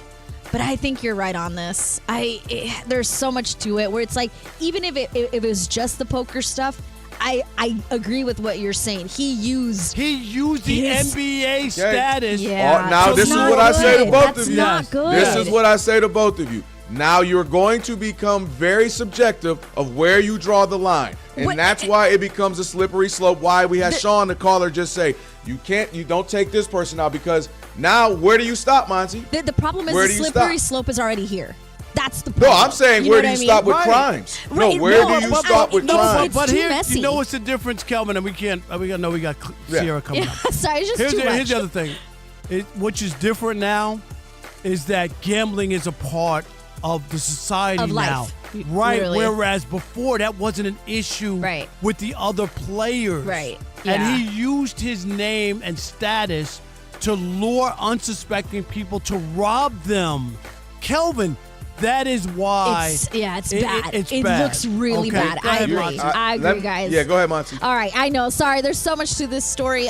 There was almost a pick six, guys, but thank you that they determined that was not a completed pass by Justin Herbert, so they overturned it. We have a 0-0 game at SoFi Stadium between the Chargers and the Vikings, still early in the first quarter. When it comes to the NBA, there is a doubleheader tonight. The first one going on right now from Indiana, and the Thunder and the Pacers are tied at 39 with about 5 minutes to go in the first half. Shai Gilgeous-Alexander leading the way for OKC with 16 points. Pascal Siakam leading the way for Indiana with 14 points. And that second game is Nuggets and Warriors. That's going to tip off at 10 Eastern time. In baseball now, Game 1 of the World Series is tomorrow in Toronto between the Blue Jays and the Dodgers.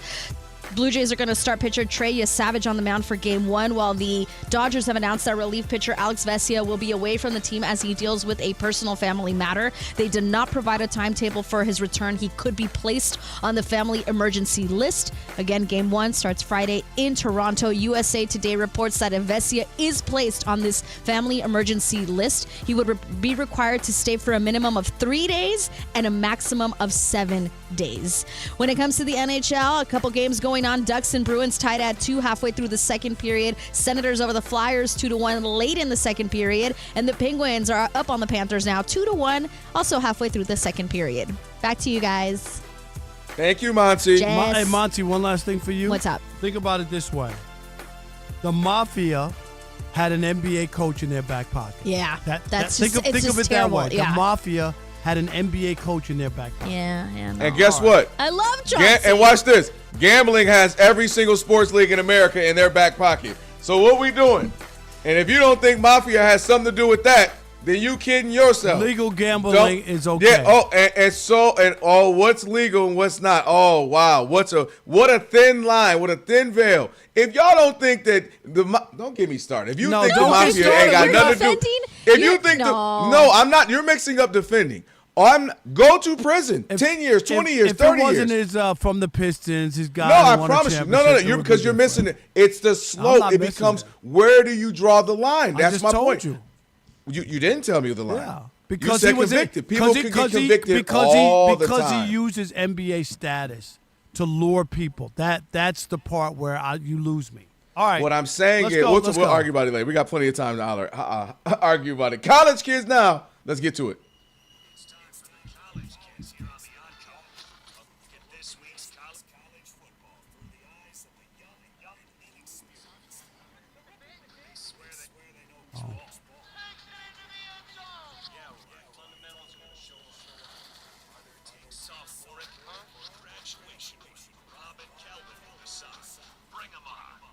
That's right. It's College Kids here on the Odd Couple Fox Sports Radio segment. We talk a little college football. This week it's the SEC with none other than the host of the SECT podcast, Sierra Clark. Sierra, how are you?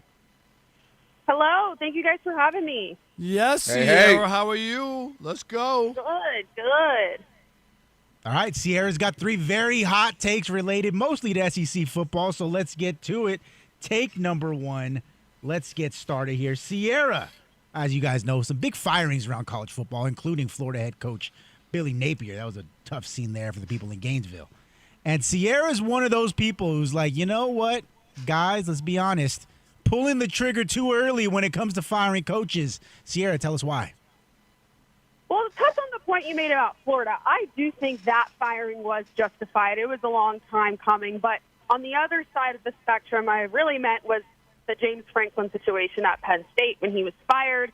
He was there a really long time, but he just had 2 really bad games this year with his quarterback being hurt, losing to UCLA and losing to Northwestern.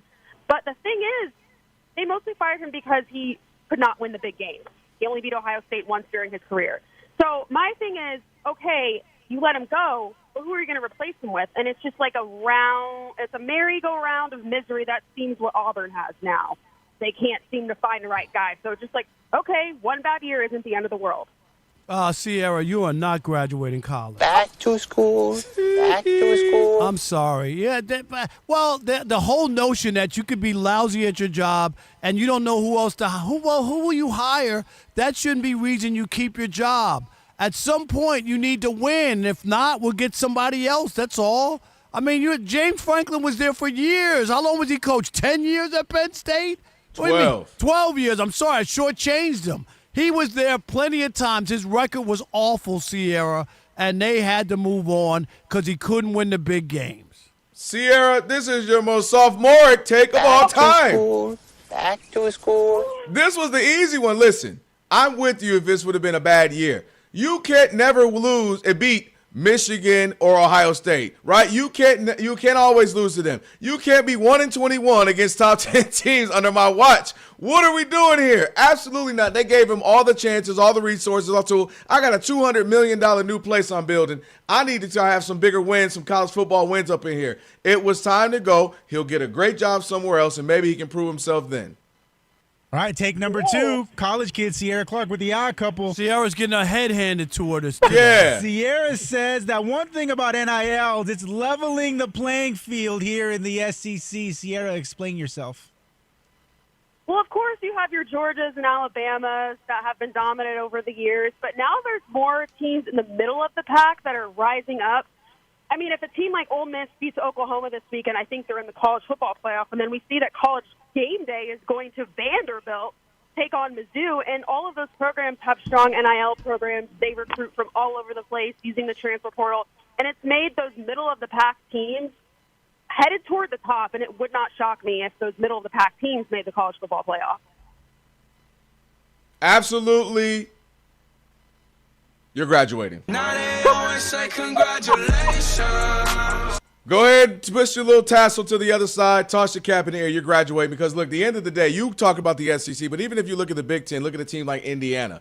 Out of the blue, Indiana is a powerhouse, right? Beating any and everybody. They look great. You talk about Ole Miss and Lane Kiffin out there doing his thing. I mean, the fact of the matter is these teams are getting good quickly, and with the transfer portal as well, you're able to reshape and retool quickly, and now it is becoming you have a chance to compete where you didn't otherwise for some of these more middling teams in the SEC. So I agree with you that it's going to be more competitive than ever, and to just sit up there and dominate for 10 to 12 years, I don't see that happening. Sierra is sophomore. Back to school. Back Sierra, to school. They win a couple games, something. It's the same teams.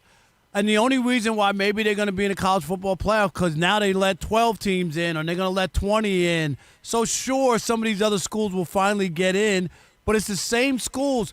Let me see some of these middling schools. Let me see Indiana win a national championship, and then I'll feel different about it. Until then, no, I'm not buying it. Last one, college kid Sierra Clark, host of the SECT podcast, sitting in with the Odd Couple, talking a little college football.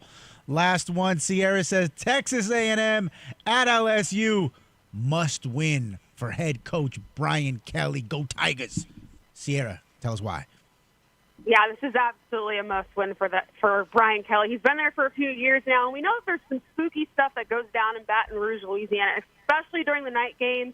LSU's only lost one night game since Brian Kelly got there, and that was last year against Alabama. And fans are just tired of not being back in the place where they were in 2019 with Joe Burrow. LSU right now is 5-2, headed towards almost the bottom half of the SEC. So this is just a must-win game, and Texas A&M is not an easy team to beat. They're ranked number 3 in the nation, have a great quarterback who's mobile, and Marcel Reed. So I think that if LSU loses this game, because you cannot lose at home in Baton Rouge, it's one of the most electric places to play. If they lose, I think Coach Kelly is going to be on the hot seat.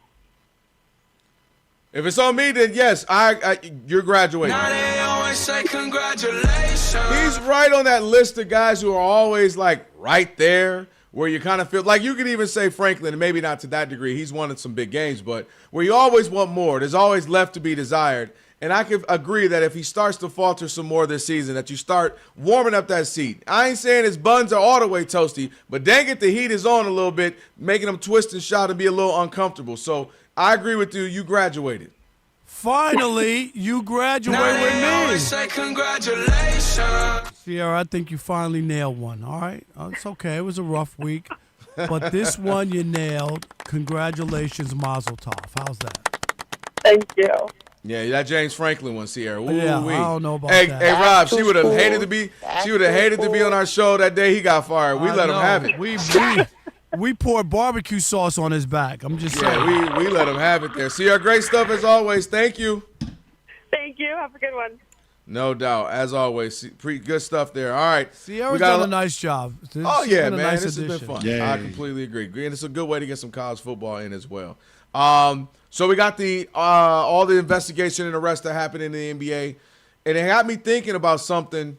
We had a conversation about the face of the NBA, but it was about something else that now I'm wondering if that's why he may have had a disposition he did on the bench. We'll tell you what we're talking about. It's Rob Parker, Kelvin Washington, the Odd Couple on a TV theme song Thursday, Fox Sports Radio.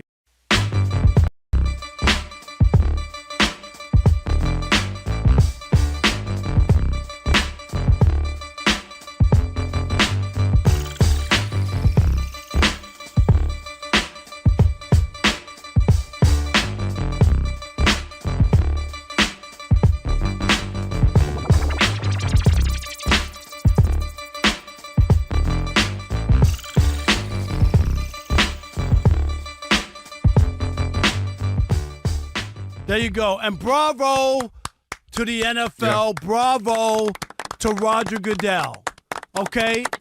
Because, and this doesn't matter what political side you're on. Okay? Because who are you going to pick? If you start doing this, then you're going to have real issues. Once you buckle in on this, you won't be able to pick anybody, okay? Because they'll feel like anytime there's somebody that they don't like or there's an issue.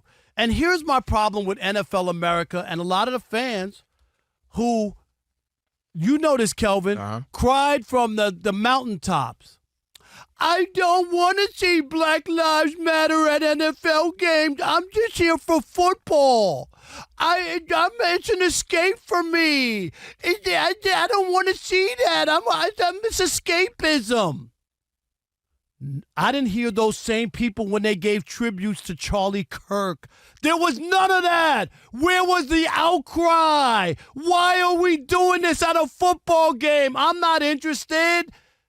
People went to the mountaintops and said he deserves to have a right to voice his opinion.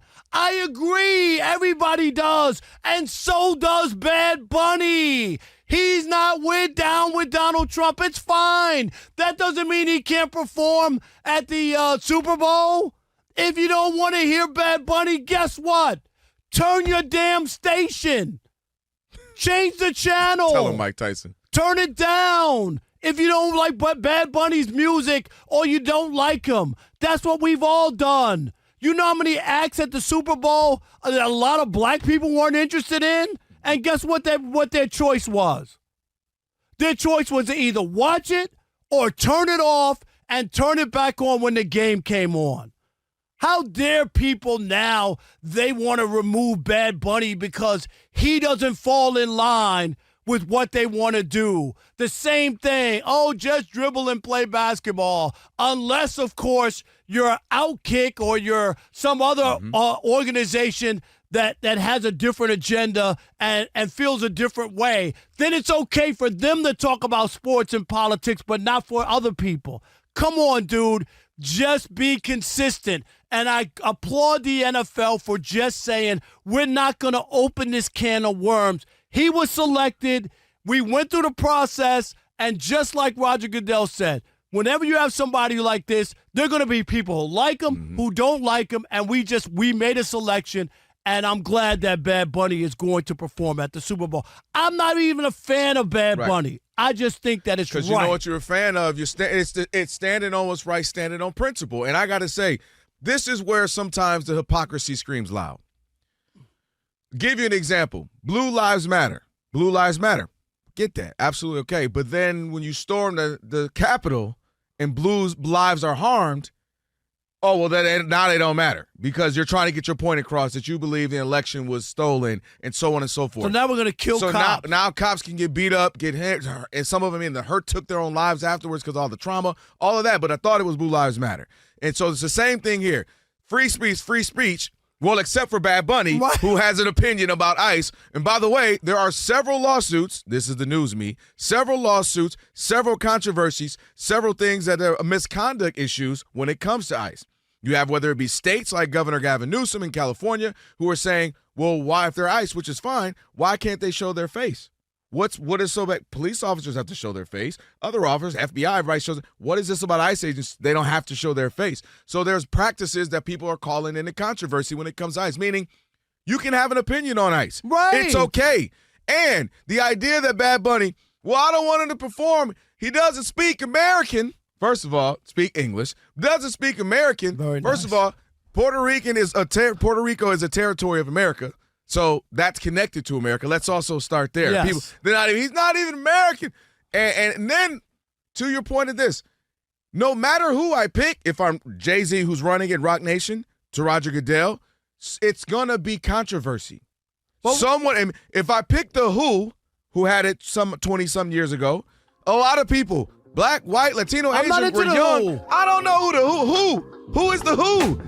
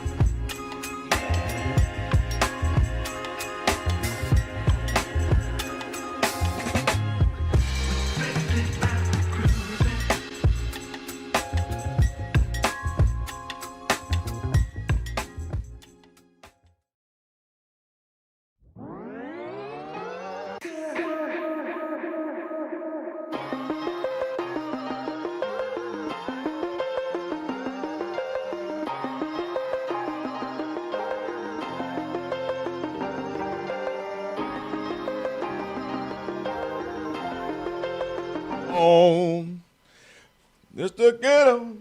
Fox Sports Radio. Whoa. It's the odd couple. Rob Parker and Kelvin Washington. On a TV theme song Thursday. My goodness. If you missed any part of today's show, all you got to do is catch the podcast. Rob G working on it now. Search Odd Couple wherever you get your podcast. And right to the show, today's pod is going to be posted. Be sure to follow the podcast. You can rate it 5 stars and even provide us a review. We appreciate that as always. Give us 5 stars. Dang it, we're worth that. Just search the Odd Couple wherever you get your podcast. Do it. Find today's full show and the best of version posted right after that. Rob, I want to throw this at you. We were talking yesterday, I believe it was, within the last couple of days, about LeBron's disposition during the game on the court, where he's usually gregarious. Even if he's not playing, he's locked in, he's coaching, He's high-fiving teammates. You know how he is. He's been that same way his whole career. And now that we hear his name is not an investigation and that he's being investigated, but that, Damon Jones knew that LeBron wasn't going to play in a certain game and allegedly spread information about that. I'm wondering now, Rob, looking back, if LeBron had any inkling, like, in the next 24 hours, this is about to drop. No. You don't think so? I don't think so. I don't think anybody knew. You don't think he? Oh no, I don't. I mean that's obviously your opinion. I don't know he's what way too connected. No, he's way connected that Chauncey Billups was going to be arrested this morning at Terry Rozier. He knew that.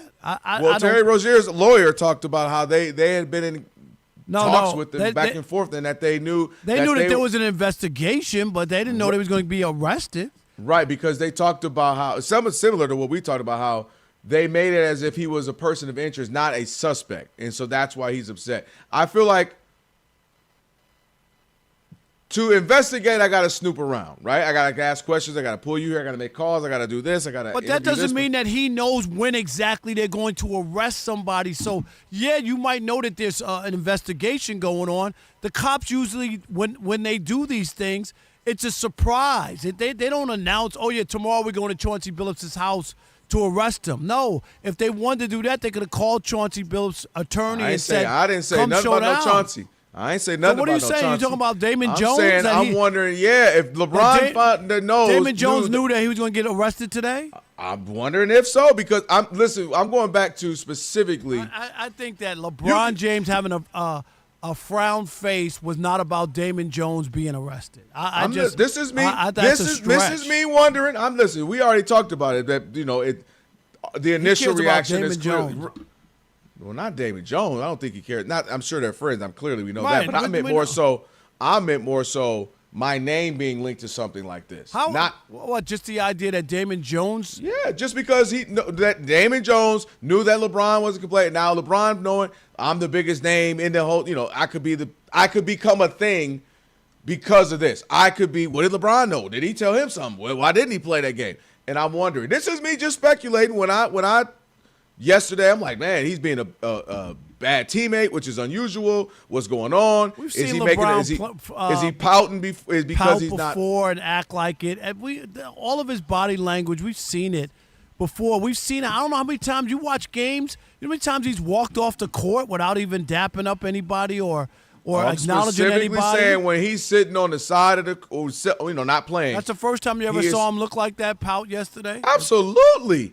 For an entire game, not like a minute if they were up 20 and they got blew out or something. That was the first time I've seen him a whole game be not coaching up somebody, not in the huddle, not cracking a joke, not eating peanuts. It's also the first season that started in the NBA where he wasn't the focal point. And that was my point yesterday. But now I'm wondering. Let me have my aluminum hat on. Go ahead, do what you want. I'm sitting here like, didn't he know something was about to drop? I'm just saying, Rob, people be connected. People be having some insight. Hey, look, I'm just trying to tell you, your boy about to go down. You ain't heard it from me. Your boy, we about to do a raid. Don't act like you ain't never known people to get tipped off about stuff happening. Don't act like that didn't happen in Odd Couple and all them other Odd Squad or back in the 60s and 70s shows you watch. I just think that sometimes people look into stuff and try to add more. LeBron is not the center of anything other than Damon Jones told people that he wasn't going to play. If I'm LeBron, this doesn't affect me. They didn't say LeBron did this or gave out information to the mob. If you told me that he was named in it, then maybe I would feel different. And maybe his name coming up in a massive investigation with the NBA where you've been the face of the league. I didn't see his name in any headline. I said his name coming up. His name in any headline? Oh, people absolutely use his face I didn't see his name on their in posts. any headline. Absolutely. I don't know what you were reading. I didn't see it. We are Fox Sports.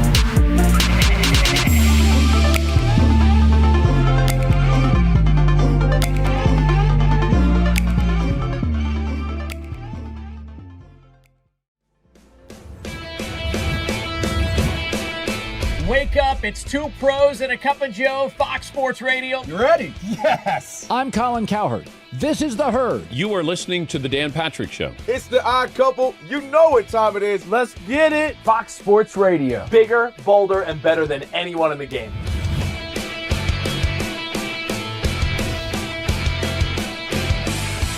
Fox Sports Radio is the #1 sports audio network. Diverse, fun, entertaining, and driven by the big sports topics of the day. They had to bolster the offensive line, which they did. You finally said something right. Congratulations. That game was incredible. You are wrong. You could take that trash somewhere else. Wham! We have a very special connection with our audience, our listeners. People feel that friendship. And I appreciate y'all so. I love it. It's all for you. Thank you. I'm your favorite fan. I love you. You're very talented. You're the best. Thanks for taking my call. Sure. Great show. Thank you, Joe. You sound like Joe Pesci. How am I funny to you? I can't help but notice that the W-2s for the quarterback look a lot higher. That's because we're worth it. You gotta be kidding. He never was an elite quarterback. This team is unstoppable. He made the right call. You know that's right. LeBron James is a legend. No, he's not. He complains all the time. You say Brady's the greatest quarterback of all time, but Eli Manning beat him twice. Wrong. Wrong.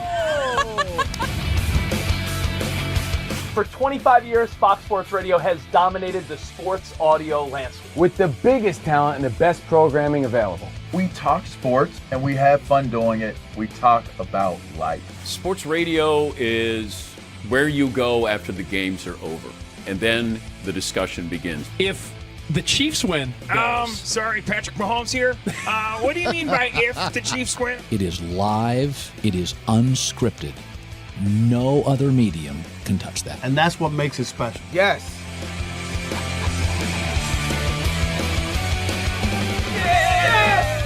Who wants some? Bigger, bolder, better. We are Fox Sports Radio. Yeah.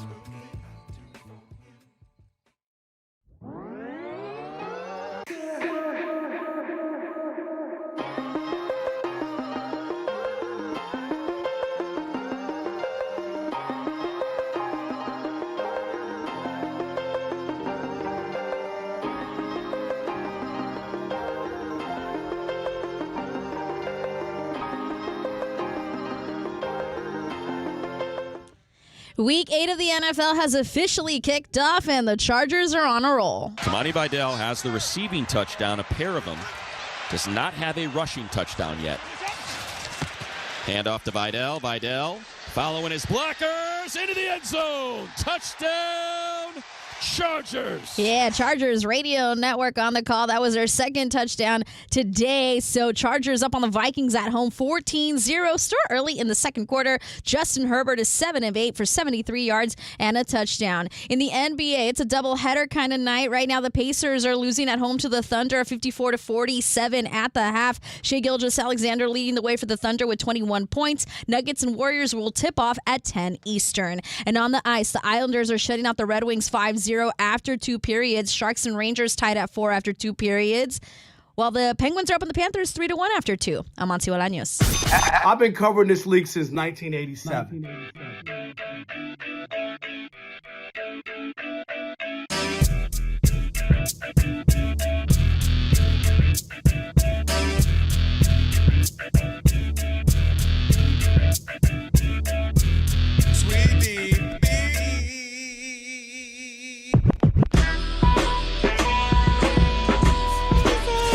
Can this sports writer and this sports fan share a radio show without driving each other crazy? Now, live from the Fox Sports Radio studios, here's Fox Sports Radio's Odd Couple, Rob Parker and Kelvin Washington.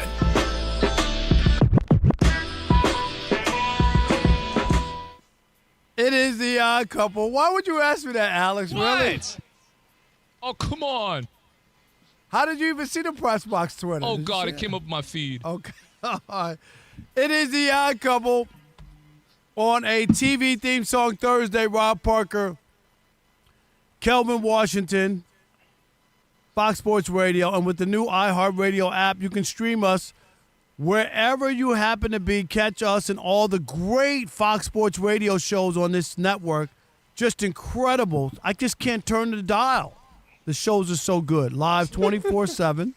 In the new, why are you laughing? New and improved iHeartRadio app. Let's just say you ain't Denzel with the acting. Fox Sports Radio in the app. Back to school. To stream Back us to live school. all day, every day. And be sure to select Fox Sports Radio as one of your presets like the good old days. The iHeartRadio app, and it'll always pop up at the top of your screen. Don't forget, coming up in 28 minutes, Teichert's Tower of Trivia. And we got former number 1 NBA draft picks edition. Wow. Such a fan. We know, Alex. This will be interesting. And also, last call. I do want to say it's 14-0 Chargers already. How much time was that, Rob G? 10 minutes? I couldn't see in the second quarter. Still a long way to go. The Vikings need to score desperately. 12 minutes, so there's a lot of time. They just started the second quarter. 14-0 Chargers is the score. All right. Rob G, this was a big news that the NBA, of course, just started the season. So it was kind of the timing of everything that went out. Took a lot of people by surprise this morning, obviously. Yeah, and if you were living under a rock, or if you're not a real sports fan, or if you missed the first 2 hours of the Odd Couple, quick refresher course. Big gambling scandal rocked the NBA today. Quick Cliff Notes version. Chauncey Billups, head coach of the Portland Trail Blazers, implicated in 2 different scandals. One of them, an illegal poker ring where they were cheating people out of money using X-ray glasses and shuffle machines and all kinds of stuff. Well, that's not a big deal to some people. That's, so I'll let it slide. It's cool. And then secondly, even though he wasn't listed by name, he was implicated in an allegation involving him telling conspirators that his team was tanking, that star players were not going to play for the Blazers. So if you're going to bet against us. And this was all released before the injury report came out from the league. That's number one. Terry Rozier, you all know the story, allegedly was trying to shave points, shave rebounds, shave assists, all the unders on the prop bets. He was caught up in that one. And, of course, he was cleared by the NBA. And then the NBA said, nah, you are not cleared at all, my friend. You're getting arrested for that one, allegedly, for alleged implications.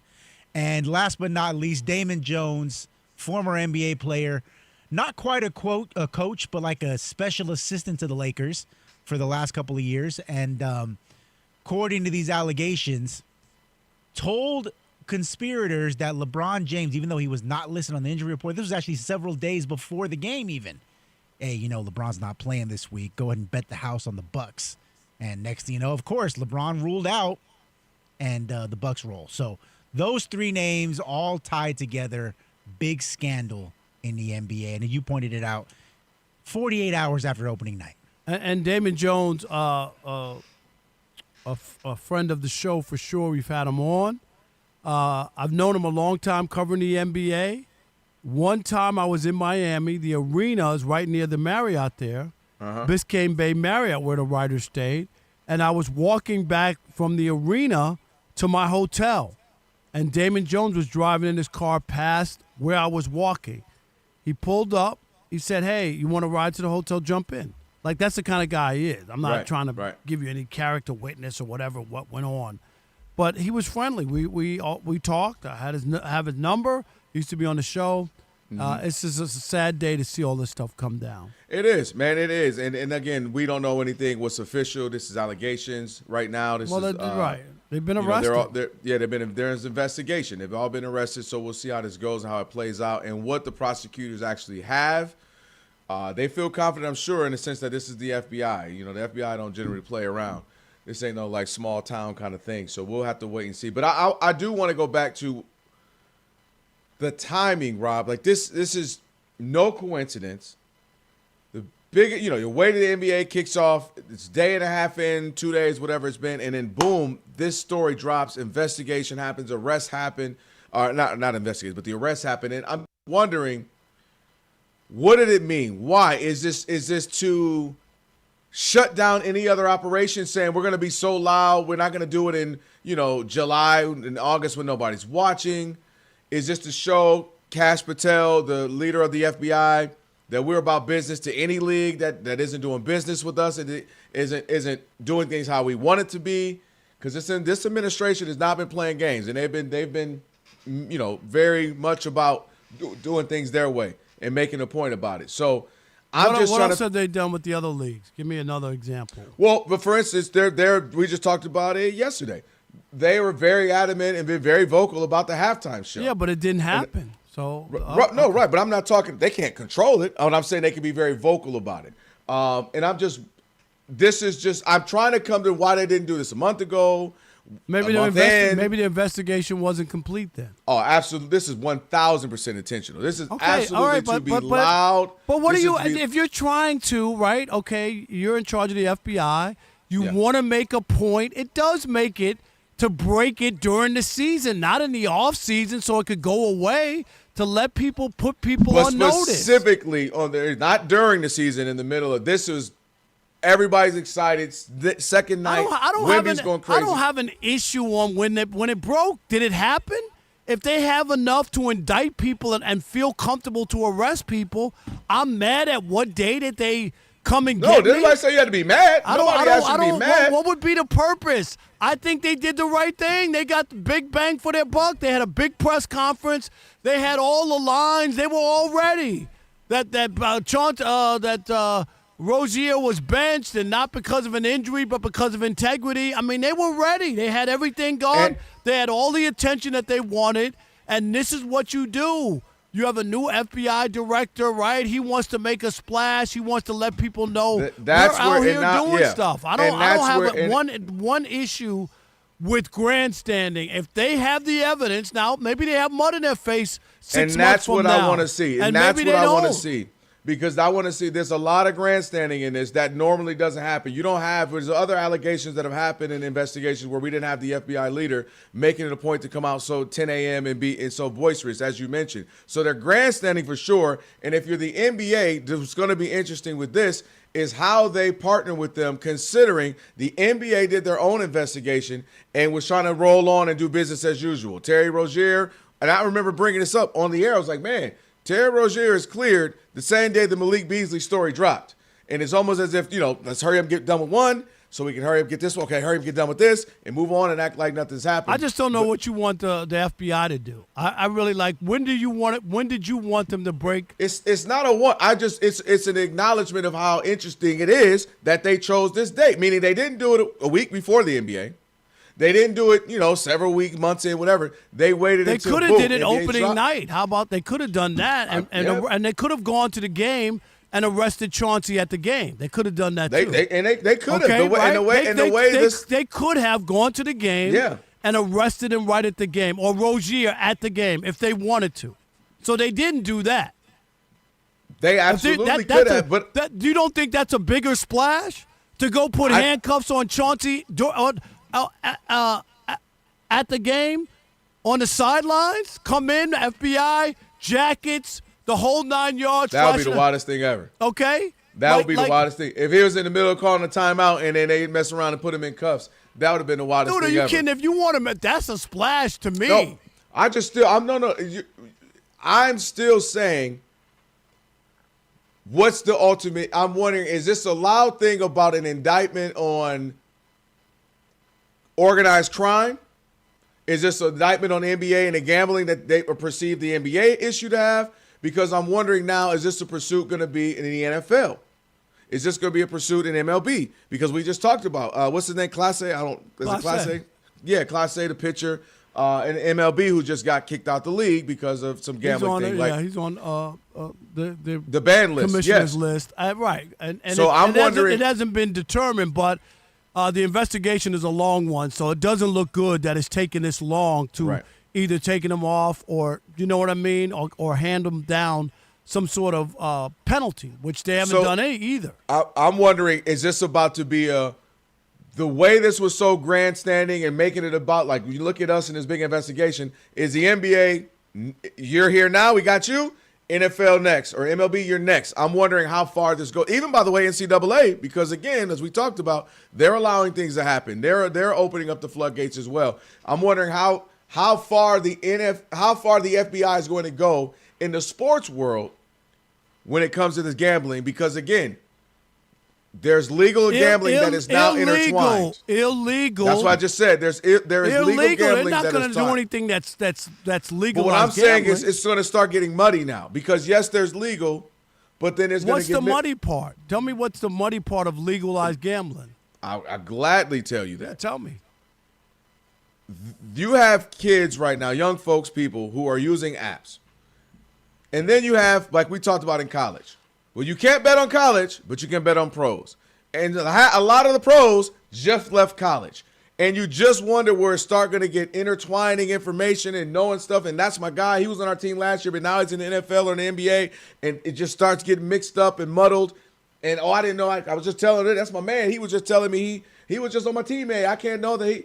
And it just starts to get interesting on what's what. Because the ease and access. I think it's cut and dry. I think you know when you're giving people insider information and you know what you're supposed to do. They talk about it all the time.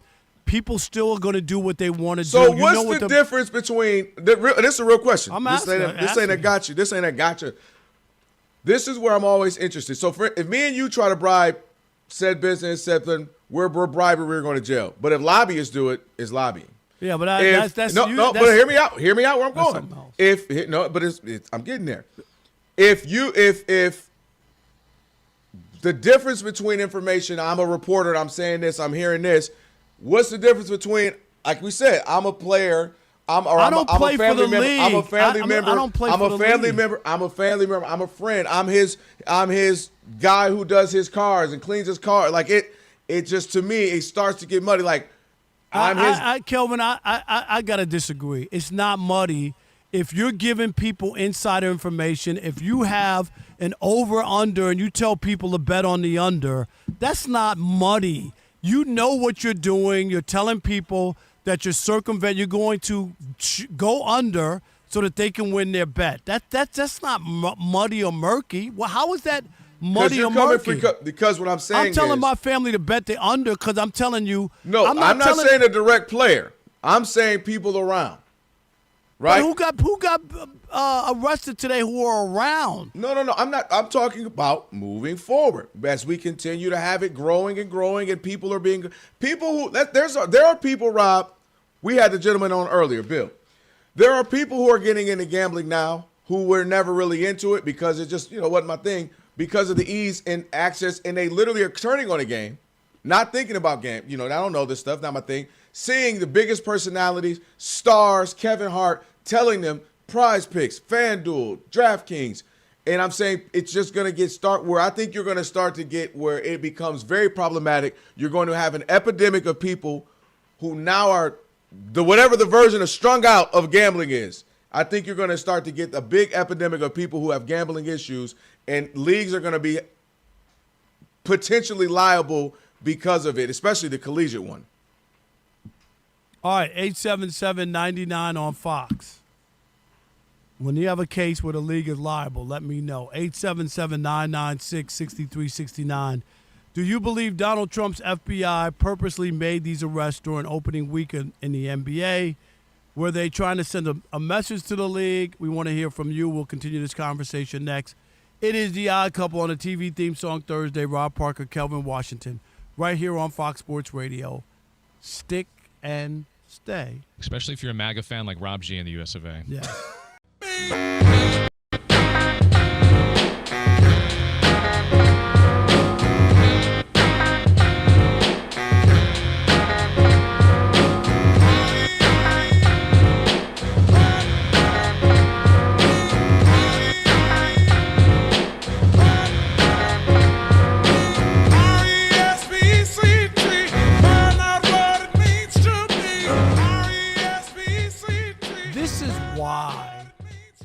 People get caught up on this whole idea of prisoner of the moment, because the prisoner of the moment made it like Shohei had done something that nobody had ever done.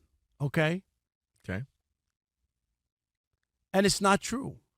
Okay? First of all, people have hit 3 home runs in a game. I'm laughing at you fighting for your life right now. Reggie Jackson hit 3 home runs. Yep. On 3 pitches, consecutive pitches, by 3 different pitchers in a World Series game. An incredible feat. That's how I feel. Here's the other part. So people, I get it. He's a unicorn. They're making it like, well, nobody. Well, yeah, we know, because only him and Babe Ruth have been the only guys who have pitched, right, and hit home runs at this kind of clip. There's only been 2 guys since the 20s. But people keep going, he's the first guy since, yeah, of course he is, because nobody else has ever done it. That's exactly why it's impressive. Nobody else has done it. Hear me out. You literally, you know nobody else has ever done this before, but it ain't impressive. No, Babe Ruth was the last guy who had the opportunity to do it. 100 years ago. Okay, but here's the part where they go, they say the 3 home runs, okay. Even though Kike Hernandez had 3 home runs in a game, playoff game. That didn't happen. It's not like that never happened. Right. But then the whole thing is about, and he struck out 10. He struck out 10 batters. He struck out 10. I'm like, okay, that's good. Okay. But it wasn't like he had shut down the mighty Milwaukee Brewers. And here's my issue. Blake Snell pitched 8 innings of unbelievable ball against the Milwaukee Brewers. Yamamoto pitched a complete game against the Milwaukee Brewers. They were dead on arrival. Shohei didn't do anything special. Everybody and their uncle, I could have pitched 4 scoreless innings against that team. They couldn't hit. They couldn't score any runs. So people are making it like he pitched a no-hitter and hit 4 home runs and on every at-bat. That's not what happened. That's not what happened. What he did pitching-wise was not that impressive against this Milwaukee Brewers team. You were screaming in a room by yourself. Okay, no, because nobody else is. You were like in an insane asylum. No, I'm not. In a straitjacket. No, I swear. Rob. Listen to your. No, hold on, Alex. I'm Put not the even with camera Rob. on me. Let me also tell you why it's remarkable. To be down in the dumps and in a slump is what makes it incredible, because you could continue down that, just never perform again, and it doesn't even need to. The teams carry me. The starting pitchers carry me. I can just ride this coast and on into the postseason. Nope. He had enough. The man said the buck stops here, and what he did was say, home run, let me go put on my, let me take this off and go pitch real quick, and strike out 10 and hit another home run. And we talking about hockey right now, because we were talking about earlier the Maple Leafs. The man hit a hat trick. You ball, he did a turkey. And this is on top of, again, this is a $700 million man. Most people don't live up to the hype of things like that. He comes to this team. He lives up to it last year. He's incredible. Did MVP. he live up to it in the postseason? Going to be an MVP season. And that's what makes this remarkable. Did he live up finally to put it in the snide to it. And then you can sit up here and tell me, well, only two people have done it, him and Babe Ruth. Well, then, arguably the greatest player ever. You're telling me only other person who done something was the greatest player ever. No, but his career, his career isn't long enough for you to consider him the greatest player of all time. And that's what people were saying. You are trying to also poo-poo the performance. Don't be a prisoner of the moment. No, We've seen this before. No, we have not. Yes, and we Tony have. Kornheiser, who is even your senior, was at that game with Reggie Jackson. He said, I was at that game when he hit 3 home runs. And you know what? This was even better. He said, because I could go to Reggie Jackson and say, Reggie, you know what you didn't do? And Reggie would say, pitch.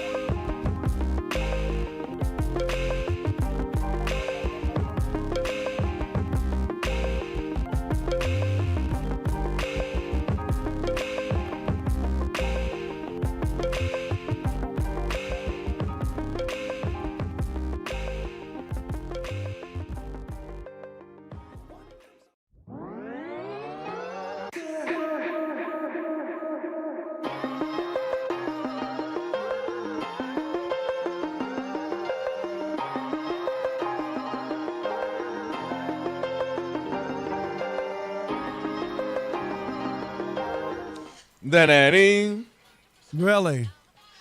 A lot of times, all these shows, the mothers are the funniest. You know what I mean? That's a good point. Right? That's a good point. Everybody Sophia, loves Raymond. Yep. Sophia on the Golden Girl. The moms are like always the funny ones. Yep. TV theme song Thursday. Yeah, it is the Odd Couple. Rob Parker, Kelvin Washington on the TV theme song Thursday, as you heard right there. Be sure, check out the brand new YouTube channel. We're live right now, simulcasting the show. Odd Couple FSR. That's all you got to do. Search that, then subscribe, hit the like button, thumbs up, share it, comment, join in, all that good stuff. Search Odd Couple FSR on YouTube. We appreciate it. On the way, Teichert Tower Trivia in about 6 minutes or so. Your favorite game. We'll get to that. It is going to be the former number 1 NBA draft picks edition. So that'll be a good time. And then last call coming up at the bottom of the hour. All right. Reaction to the scandal. What do you think of the timing of it all? 877-99 on Fox. We'll take some calls. Chili Tim in Atlanta. You're on the Odd Couple. Fox Sports Radio. What's up, Tim?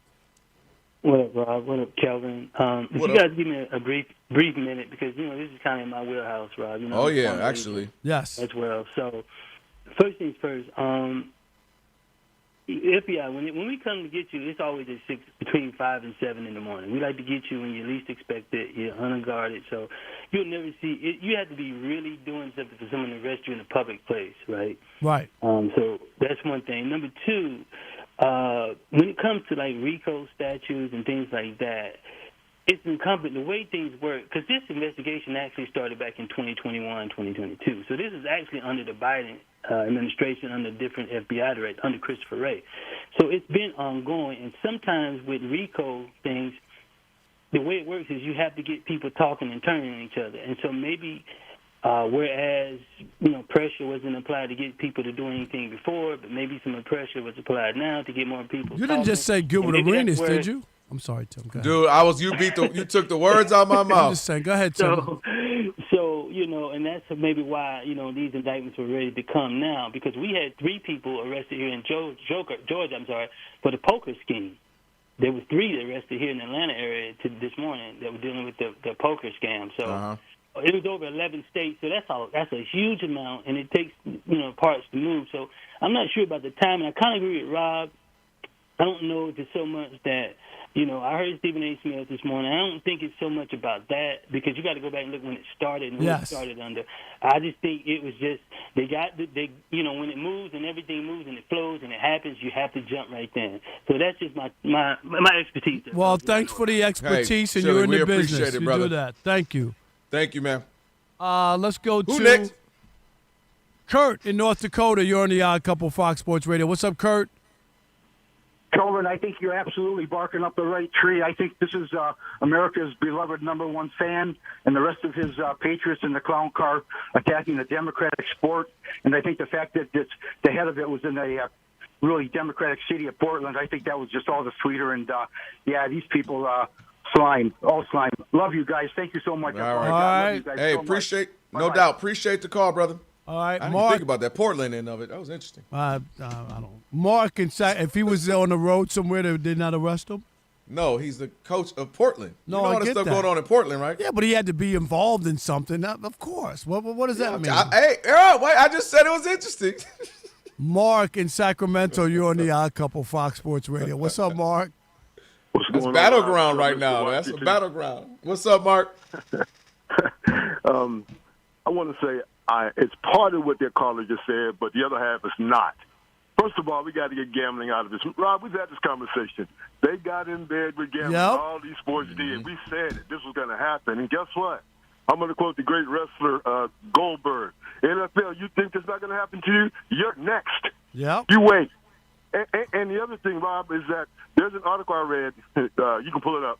And that it's seeping into other parts of sports. In 2024 to 2025, there's been numerous instances of time clock malfunctions and people arrested tying it together. Yes. Yeah. That's happened. So it's seeping into sports all over the place. It's not just the NBA. I'm glad they did this when they did it. And Mr. Washington, when it becomes political or something like this, it's always you do it when the media is to your advantage. Right. You know, and when it's not, guess what they do? They have a Friday afternoon news dump. Yep, that's when it's done. So it always is that way. One way or the other, it's always that way. Because you know it's not going to get played on the shows over the weekend, and then by the time Monday comes, something else might jump in front of it. All right, real quick, Andre from Massachusetts, let him jump in. It's the Odd Couple, Fox Sports Radio. What's up, Andre? Hey, how you doing? Thanks for taking the call. There's a lot of great points on this topic, but for me, the administration, the president, they're masters of the spin game.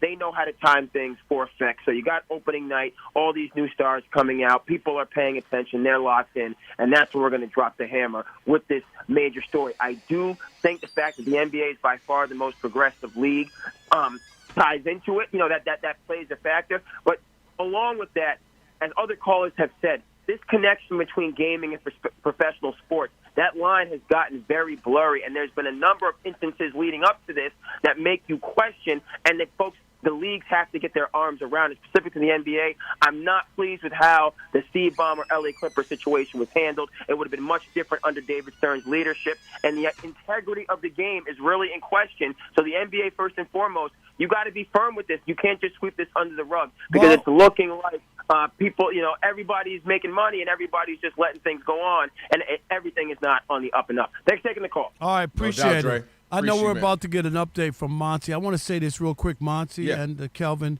Now, I'm not being a hater, but I want to ask this question. I'm going to be honest. So Justin Jefferson, who's one of the finest receivers in the league, has this sparkly chain on. Have you seen He always wears. He always, yeah. I swear, if I was a DB, I'd pop that chain. You'll be a key to leaving. I would pop that chain. I just don't. What are you wearing that in a football game? Yeah, that's his thing. He's been doing a couple. I don't. These kids are getting Jackson Dart does it now. These kids are getting real. Would I be if I might miss the tackle, but I'm going to pop that chain. I 100% agree with you. At least he's been playing for a few years because Jackson Dart wears a giant one, and you're like, Poppy, you just got here. You just you're actually somebody is going to actually yank you from the chain. You like know? Denzel said in that viral video with Jamie Foxx, I'm leaving here with something. Yeah. I'm leaving. I might lose the game, but I'm leaving here with something. Man, my coaches would not allow us to wear like earrings, like the littlest earrings. Everything, all jewelry had to be off. It's so bright. It's so different. It is. He's iced out. Listen, it looked like water, as the kids say. It looked like water, You know what? man. It would be like if Rex Ryan was playing, you would try to pull his teeth out. Here you know what I mean?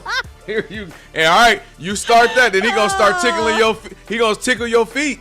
Oh goodness! Let's give you an update. Save you here from what you just said, Rob. So the Chargers are on top of the Vikings. This is kicking off Week 8 of the NFL. LA up right now, 14-3 with 2 minutes to go in the first half. There was a moment where Carson Wentz was holding his left arm in pain.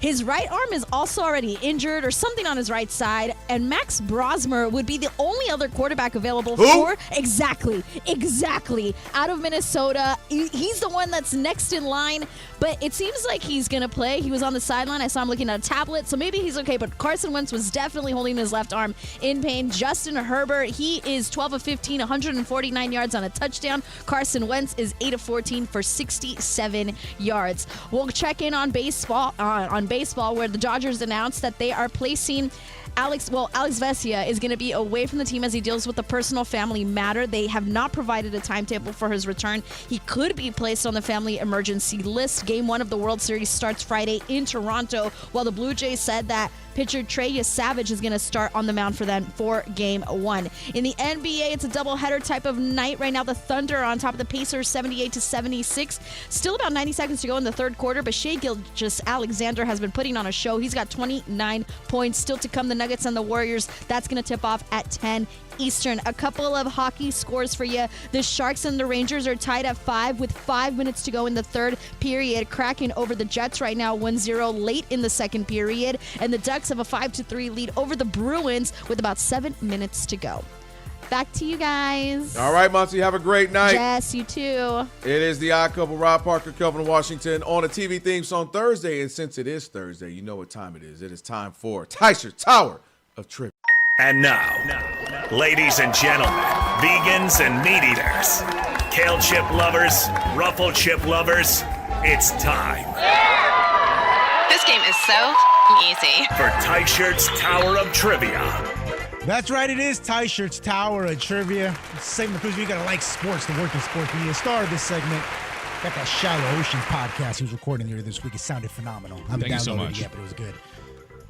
DJ Alex Teichert. Now, Rob and Kelvin, K-Dot, Yes, gotta sir. tell you something. I didn't see it, Rob G informed me, that somebody said about my radio voice that I was immaculate. Was that what they said? They said that on the YouTube? Yeah. Well, Alex, you know we about to get you paid, bro. You already know. I'm so excited for that. Let me tell you. You already know. We working on it. I'm spoiling the kids, K-Dot. You already know. Yeah, they can't wait. Is that Alex? I told you Chuck E. Cheese on me. All right. You need some oil on that screen door, I'll tell you that. Wow. What you talking about? At your house. What you talking about? What do you mean? I hear the kids coming in and out on the screen door. Don't you hear? Stop it. Rob, Stop it. caution. Rob, I tell you, got one time. I ain't gonna be like Eric. I know where you live. You ain't gonna be my kid stutter one time. You go, it's gonna be some furniture moving. And Rob needs furniture moved pretty soon. I do. So it might work Oh out yeah, for well there ain't gonna everybody. be no furniture. Ain't gonna be no furniture. I We need- We take put that back. furniture back. Come What on, we're doing. Rob, we putting it back. We put it back in the other Rob spot. G, Rob G, I told you that's why he got all these mentees for free labor. Well, I do need help. Trust me, I'm calling them. And the best Yeah. they're going to get is a 2-for-1 pizza. That's Anyways. right. All right, guys, it is Teichert's Tower of Trivia. This is the NBA #1 overall draft pick edition in honor of last night's showdown. Cooper Flag, Victor Wembanyama. Cooper Flag Flogging. did not show up to that one. tough. Yeah, night how for you the feeling after Flockers. that, Rob G? It's tough, man. It felt like 2025 and not 1962. You know, that's Kerry Rhodes' team, so he was the only one on yeah. Twitter. There's only one game. Just relax. You should have seen Monty when the Clippers lost by 40. Stop. What was that, Monty? What Yo, the heck I was don't- that? I thought we were playing a game here. I thought we were My playing a bad. game. My bad. I'm sorry. Like, y'all wasn't playing a game. By the way, We were touchdown not. Chargers about to go up 21-3 here. I for the swear, if half. he doesn't throw the ball to Johnston, I am going to kill him. All right, here we go. Sorry, what? Flip the coin during the update, and Kelvin Washington gets question number 1. So let's get to it. Dub, Karl Anthony Towns went first overall 2015 to the Minnesota Timberwolves. But most people nowadays, they just call him Big Blank. Alex, my guy. What up, bro? What's good? You ready to do this? Let's So make ready. light work of this. So ready. It doesn't even sound sincere, but go ahead. Wow. Dog. Dog. Cat? Let's go. That is correct. Easy. It's easy. That's not what would have been my clue, but that's Oh, see? Rob, You're not caution. gonna make it. Hitting after the bell. You ain't gonna make it. Rob, Monty, caution. can you host Rob. tomorrow? 'Cause What? I'm free. I'm free. I can feel it. Oh, no, I'm not. I'm going to the Caution. Clippers game. You don't know what I was gonna say. We all know what you were gonna say, Rob. Hey, whatever you was gonna say was fireable. All right. Level number 2 over to Rob. Rob, in 2001, the Wizards drafted one of the biggest draft busts in NBA history, first overall, none other than the legend, the icon, Kwame Blank. Alex, how are you? Rob, you're looking svelte over there. No, you look great, my man. Thank you. I'm still waiting for the day I can wash your hair and braid it. Soon. Okay. Do you know how to braid? No. Oh. Don't tell me. Kelvin knows how to braid because he has 3 daughters. You acting like you in prison now. You over there doing you the prison dude that braid everybody up. Come on, Rob. I'm gonna wash your hair and braid it. Come on, Rob. Oh, God. I haven't felt something silky in a while. I'm the prison braider. I'll see you after the lights. Yes. Okay. Here we go. Joke's on you. Lights don't go off. Oh, boy. All right, Alex. Here we go. Let's do it. Buster. All right, I'm in it. Yeah. I'm in it. Busta or Buster? ER. Flipmo's the Oh, greatest. it's a hard R. It's a hard. It's a Wow, Rob. It's a wow, Rob. You use the hard R, Rob? See, you're not keeping Rob. You go keep the stereotype. They don't know. That's they definitely thinking, racist. Now they thinking it. Rob. Well, if it's Buster, it's got to be Brown, right? Yeah. Nobody knows Buster Brown's shoes except for Alex. That's right. Because Yeah, I we've wouldn't had know this I on had the no show. idea. There used to I be a wouldn't shoe know. store Yep. when we were Yep. kids. Stride Right was one store, and I know Buster that. Brown Yep. was the other one. I know Kenny's too, but I ain't know that one. Yeah, I was like, Buster Buster Brown. Posey? I was gonna go Charlie. Brown. Would you got it, Alex? Oh, Yeah, that's okay. I just good. thought I said Busta, so I was going to say Rhyme. All Yeah, right. no. That's good. That's Every what. No, time hard R. Hard R. Wow. Racist. Just when you say it, it sounds racist. All right, level number 3. Teichert's Tower Trivia, number 1 draft pick edition. Back to Dub. Dub. Yeah. 2010 number 1 overall pick, John Blank, went viral for hitting the Dougie during his player introductions back in college. He hit the Doug Gottlieb? He did hit the Doug Gottlieb. Okay. Oh, No wins. that's not fair. Okay, Alex, you ready? You ready? I'm ready. All right, here we go. Little hairball? What's going on over there? No, he was doing his Marcus. What? He was doing his Wiley impersonation. What?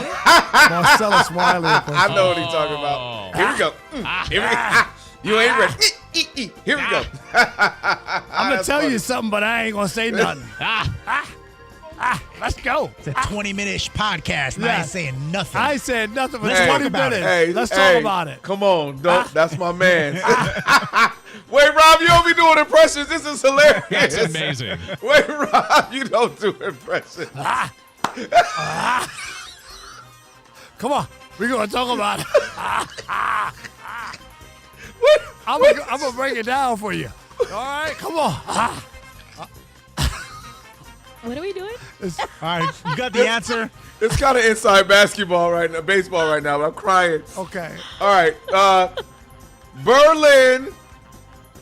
Terrible clue. Wall? That is correct. There we go.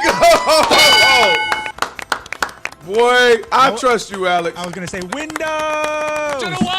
Then you would have got it. Oh. All right, level number 4. I'm back crying. to Rob You were Parker. Rob. You are a fool. We got a perfect game going here, Rob. Wow. Victor Wembanyama taken first overall 3 years ago. He was awesome last night. His Who? nickname Wemby? is, I'm not doing it, the blank. All right. Alex, you ready?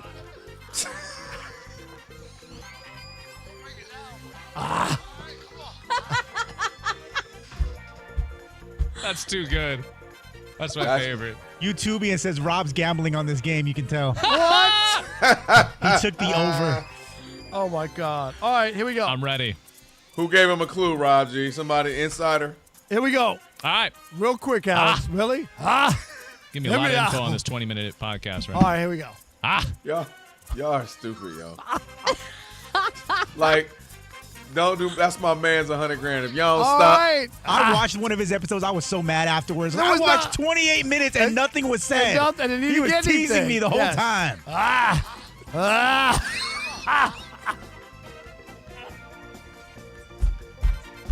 All right, Alex. Alex. Rob. This is done, yo. This show is done. That's it. That's it. Alex. This show is done. Here we go. I'm ready. Here we go. Give it one time, Rob. Here we go. Yeah. Why do you sound like a Southern black preacher? And the Lord, Jesus, on high. Y'all don't hear me. We heard you, and we just didn't get the information. You know why there's Bentleys in the church? I know. You can't drive it. Alex. All right, Alex, here we go. I'm ready. I'm ready. Alf. What? Alf. Alf. Like you're hurt? Ow? No. Alf. Mossy. No. Alf. Alf. Hey. Alf? Alf. What's That's the question it. again? That's it. Victor Wembanyama, his nickname is the blank. Alf. You know who I'm talking about? Elf? The elf? Alf. He's saying Can Alf? I spell it? Can I spell it, Rob G? No, you cannot spell it. Hey, I'm about to turn my station off. I don't know what Alf is. The New York I'm accent's crying, working against you. Alf. Oh. Alex is Roger so Goodell, lost. if you don't end it. Show? That is incorrect, which means Kelvin Washington gets the win. Woo!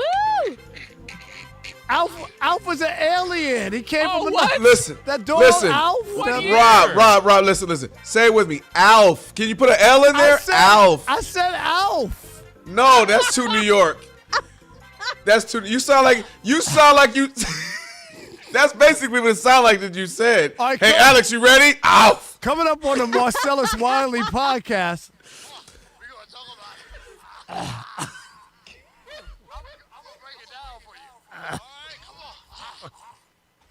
Hey, yo, man.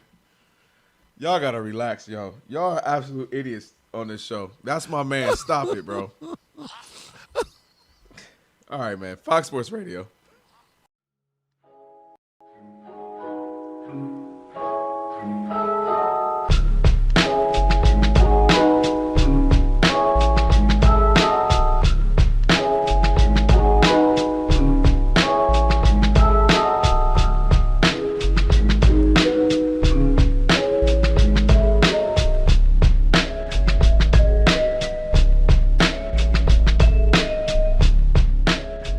This is who he is, Sean Payton. I'm not a fan, and especially as someone who sent players out to hurt other players. I don't think you could discount that or act like that doesn't matter. If I had a Hall of Fame vote and Sean Payton's name came up, there's no way in hell I would vote for such a guy who got suspended by the league after they warned him about this whole bounty thing. A bounty, this is about hurting people, right? Yeah. You get paid if you knock somebody out of the game because you hurt them so bad that they get knocked out of the game. And I don't know how in the world that Sean Payton has been able to skate from that tag, where people were possibly where they were trying to hurt other players. Where are the other players to step up and go, what? What are you asking us to do? Yeah, I do think there's we talked about it a little bit, I think more off air, but I do think there's maybe not a literal paying way, but I do think that's just been promoted through football through the 60s, 70s, 80s, 90s. Like, not go out there, hurt him, go out there. Not giving people money. But that's what I said. I don't know if it was a literal system, but, Bounty Gate is because there was money involved, okay? If you're out there trying to play and hit as hard as you can. Because that whole Ronnie Lottenham era and Bill Romanowski, but they weren't getting paid. And that's why he got suspended for a year. No, that's real. That's real.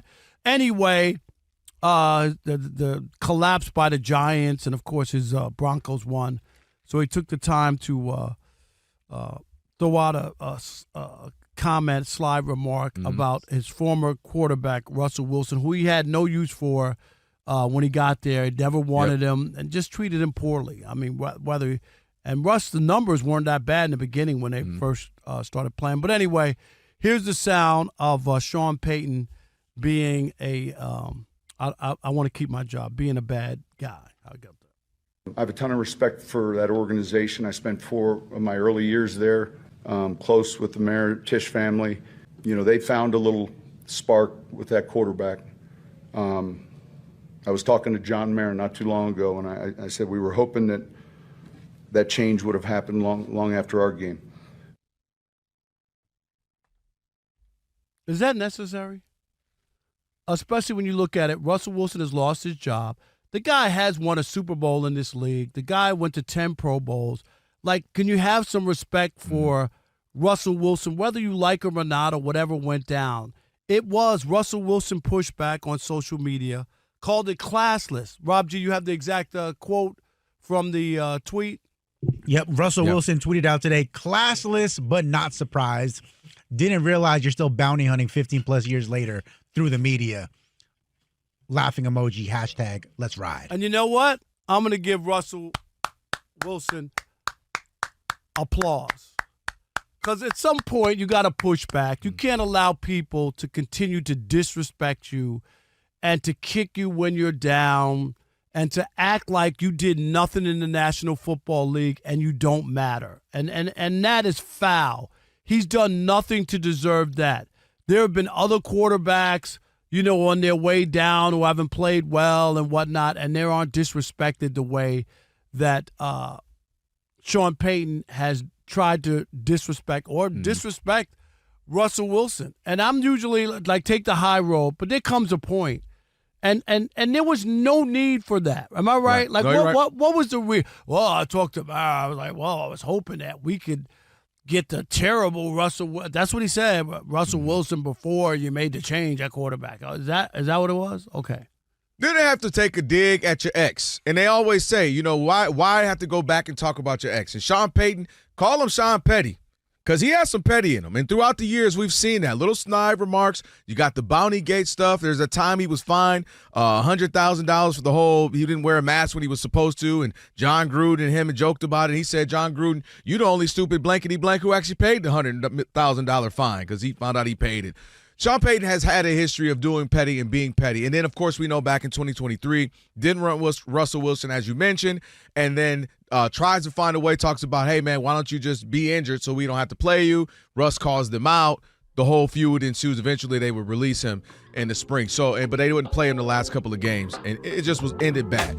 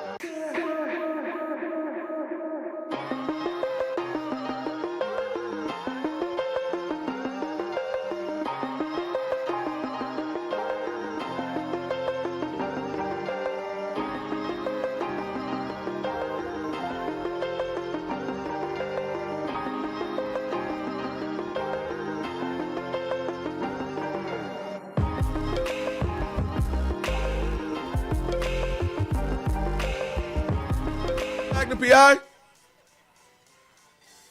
Hey, I'm not dealing. Seriously, that whole break, all I did was wipe my face. I was crying, yo. Y'all are absolutely ridiculous. That's a little Magnum PI. This going, you know, for the record, this is about to be the worst last segment ever. You know that, right? Why? It's gonna be good. We're good. Yeah. All right, Fox Sports Radio, Odd Couple, Rob Parker, Kelvin Washington, on a TV theme song Thursday. See what I mean? It's gonna be terrible.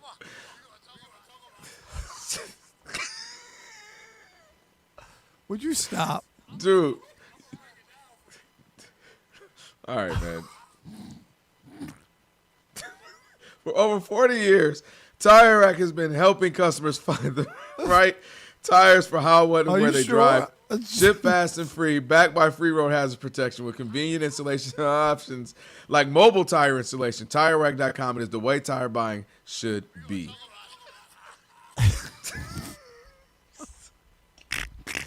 Call Marcellus on the phone. Hey, we might need to get Marcellus on the phone right now. I can't wait for the episode on this gambling scandal. Yes, I can't wait.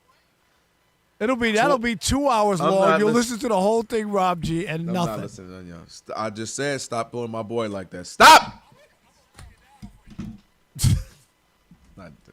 I'm just, you know what it is? I'm getting a haircut I've never tomorrow. seen you that, I'm good. and I've seen you What? that, like, do an impression and, like, that all in. You went full Chris Rock. Like, you committed to, you were like, you know, in. You were like Godfrey, the comedian. You went in. Well, that one, I just was like, okay. I don't know. It just kind of struck me. I'm not into impersonations, but yeah, that one you kind of committed to that one. You committed. I mean, I told you you went from Marcellus to a black preacher named Marcellus in Alabama. that wouldn't let us get out of church. That kept us hostage. Let me tell you, the NBA is an investigation. Chauncey Billups, Terry Rozier. Boy, Sound like 21 to 3. That sounds like Pac-Man. Am I eating like the? Just gobbling up everything? That sounds crazy. 21-3. You got the Chargers over the Vikings right now. Thursday night football. No shocker there, right? I mean, yeah, no. They're trying to come bounce back. Obviously, this would be a big loss for them had they lost. They're 4-3. So the Vikings, though, where are they now? They're 3-3. It's a miracle that they're 3-3. Yeah, they're just trying to hold for it. I don't think they're going to be much better with J.J. McCarthy anyway right now. I know they love him. I think they'll be better. You think so? I do. With Carson Wentz? Yeah, I do. I think they'll be better. I think in the long run, but yeah. I'm just saying this season, he was going to have some growing pains and some lumps. And at the end of the day, I mean, look, the Packers, Lions, and even the Bears probably going to have something to say about that division. And they might feel differently. They might feel like J.J. was their guy, but yeah, I don't think that's it right now. And Brian Flores' defense, 266 yards in the first half. So that's a bad night. That's unlike him. Yeah, that's unlike him in that defense right now. But they got carved up last week by the Eagles. So something, maybe someone took the over tonight is what I'm saying. Don't bring it up. Y'all got to stop with the gambling right now. Okay. Yeah, who was it? Was there somebody in the NFL or NBA? I'm just saying. Man, and then after the game, we'll play poker, all right? At my spot. Hey, the level no of sunglasses allowed. That's what I'm trying to figure out. I feel like if I'm going to these games, I feel like something's up. Am I tripping, Rob? Both of y'all? No, you're tripping because it's just the whole idea. It's supposed to be cool. You got a former NBA player there. You get invited to this thing. You know what I mean? Like I hear you know what's funny is there were podcasts published 3 years ago, professional Listen gamblers, professional poker players. I'm listening. Oh, yeah, I got hoodwinked by Chauncey Billups. Like, they had this whole system in place. Are you serious? Money, yeah. And that's the scary part is there were people. Snap. It's kind of like the comedian with the Bill Cosby thing before that. Oh, yeah, Hannibal. Right? Yeah, Hannibal. He brought it up, and then it took off. The Jason Smith Show with Mike Harmon is coming up next. I never miss your radio show. I never hear it, so I never miss it. Did you hear that?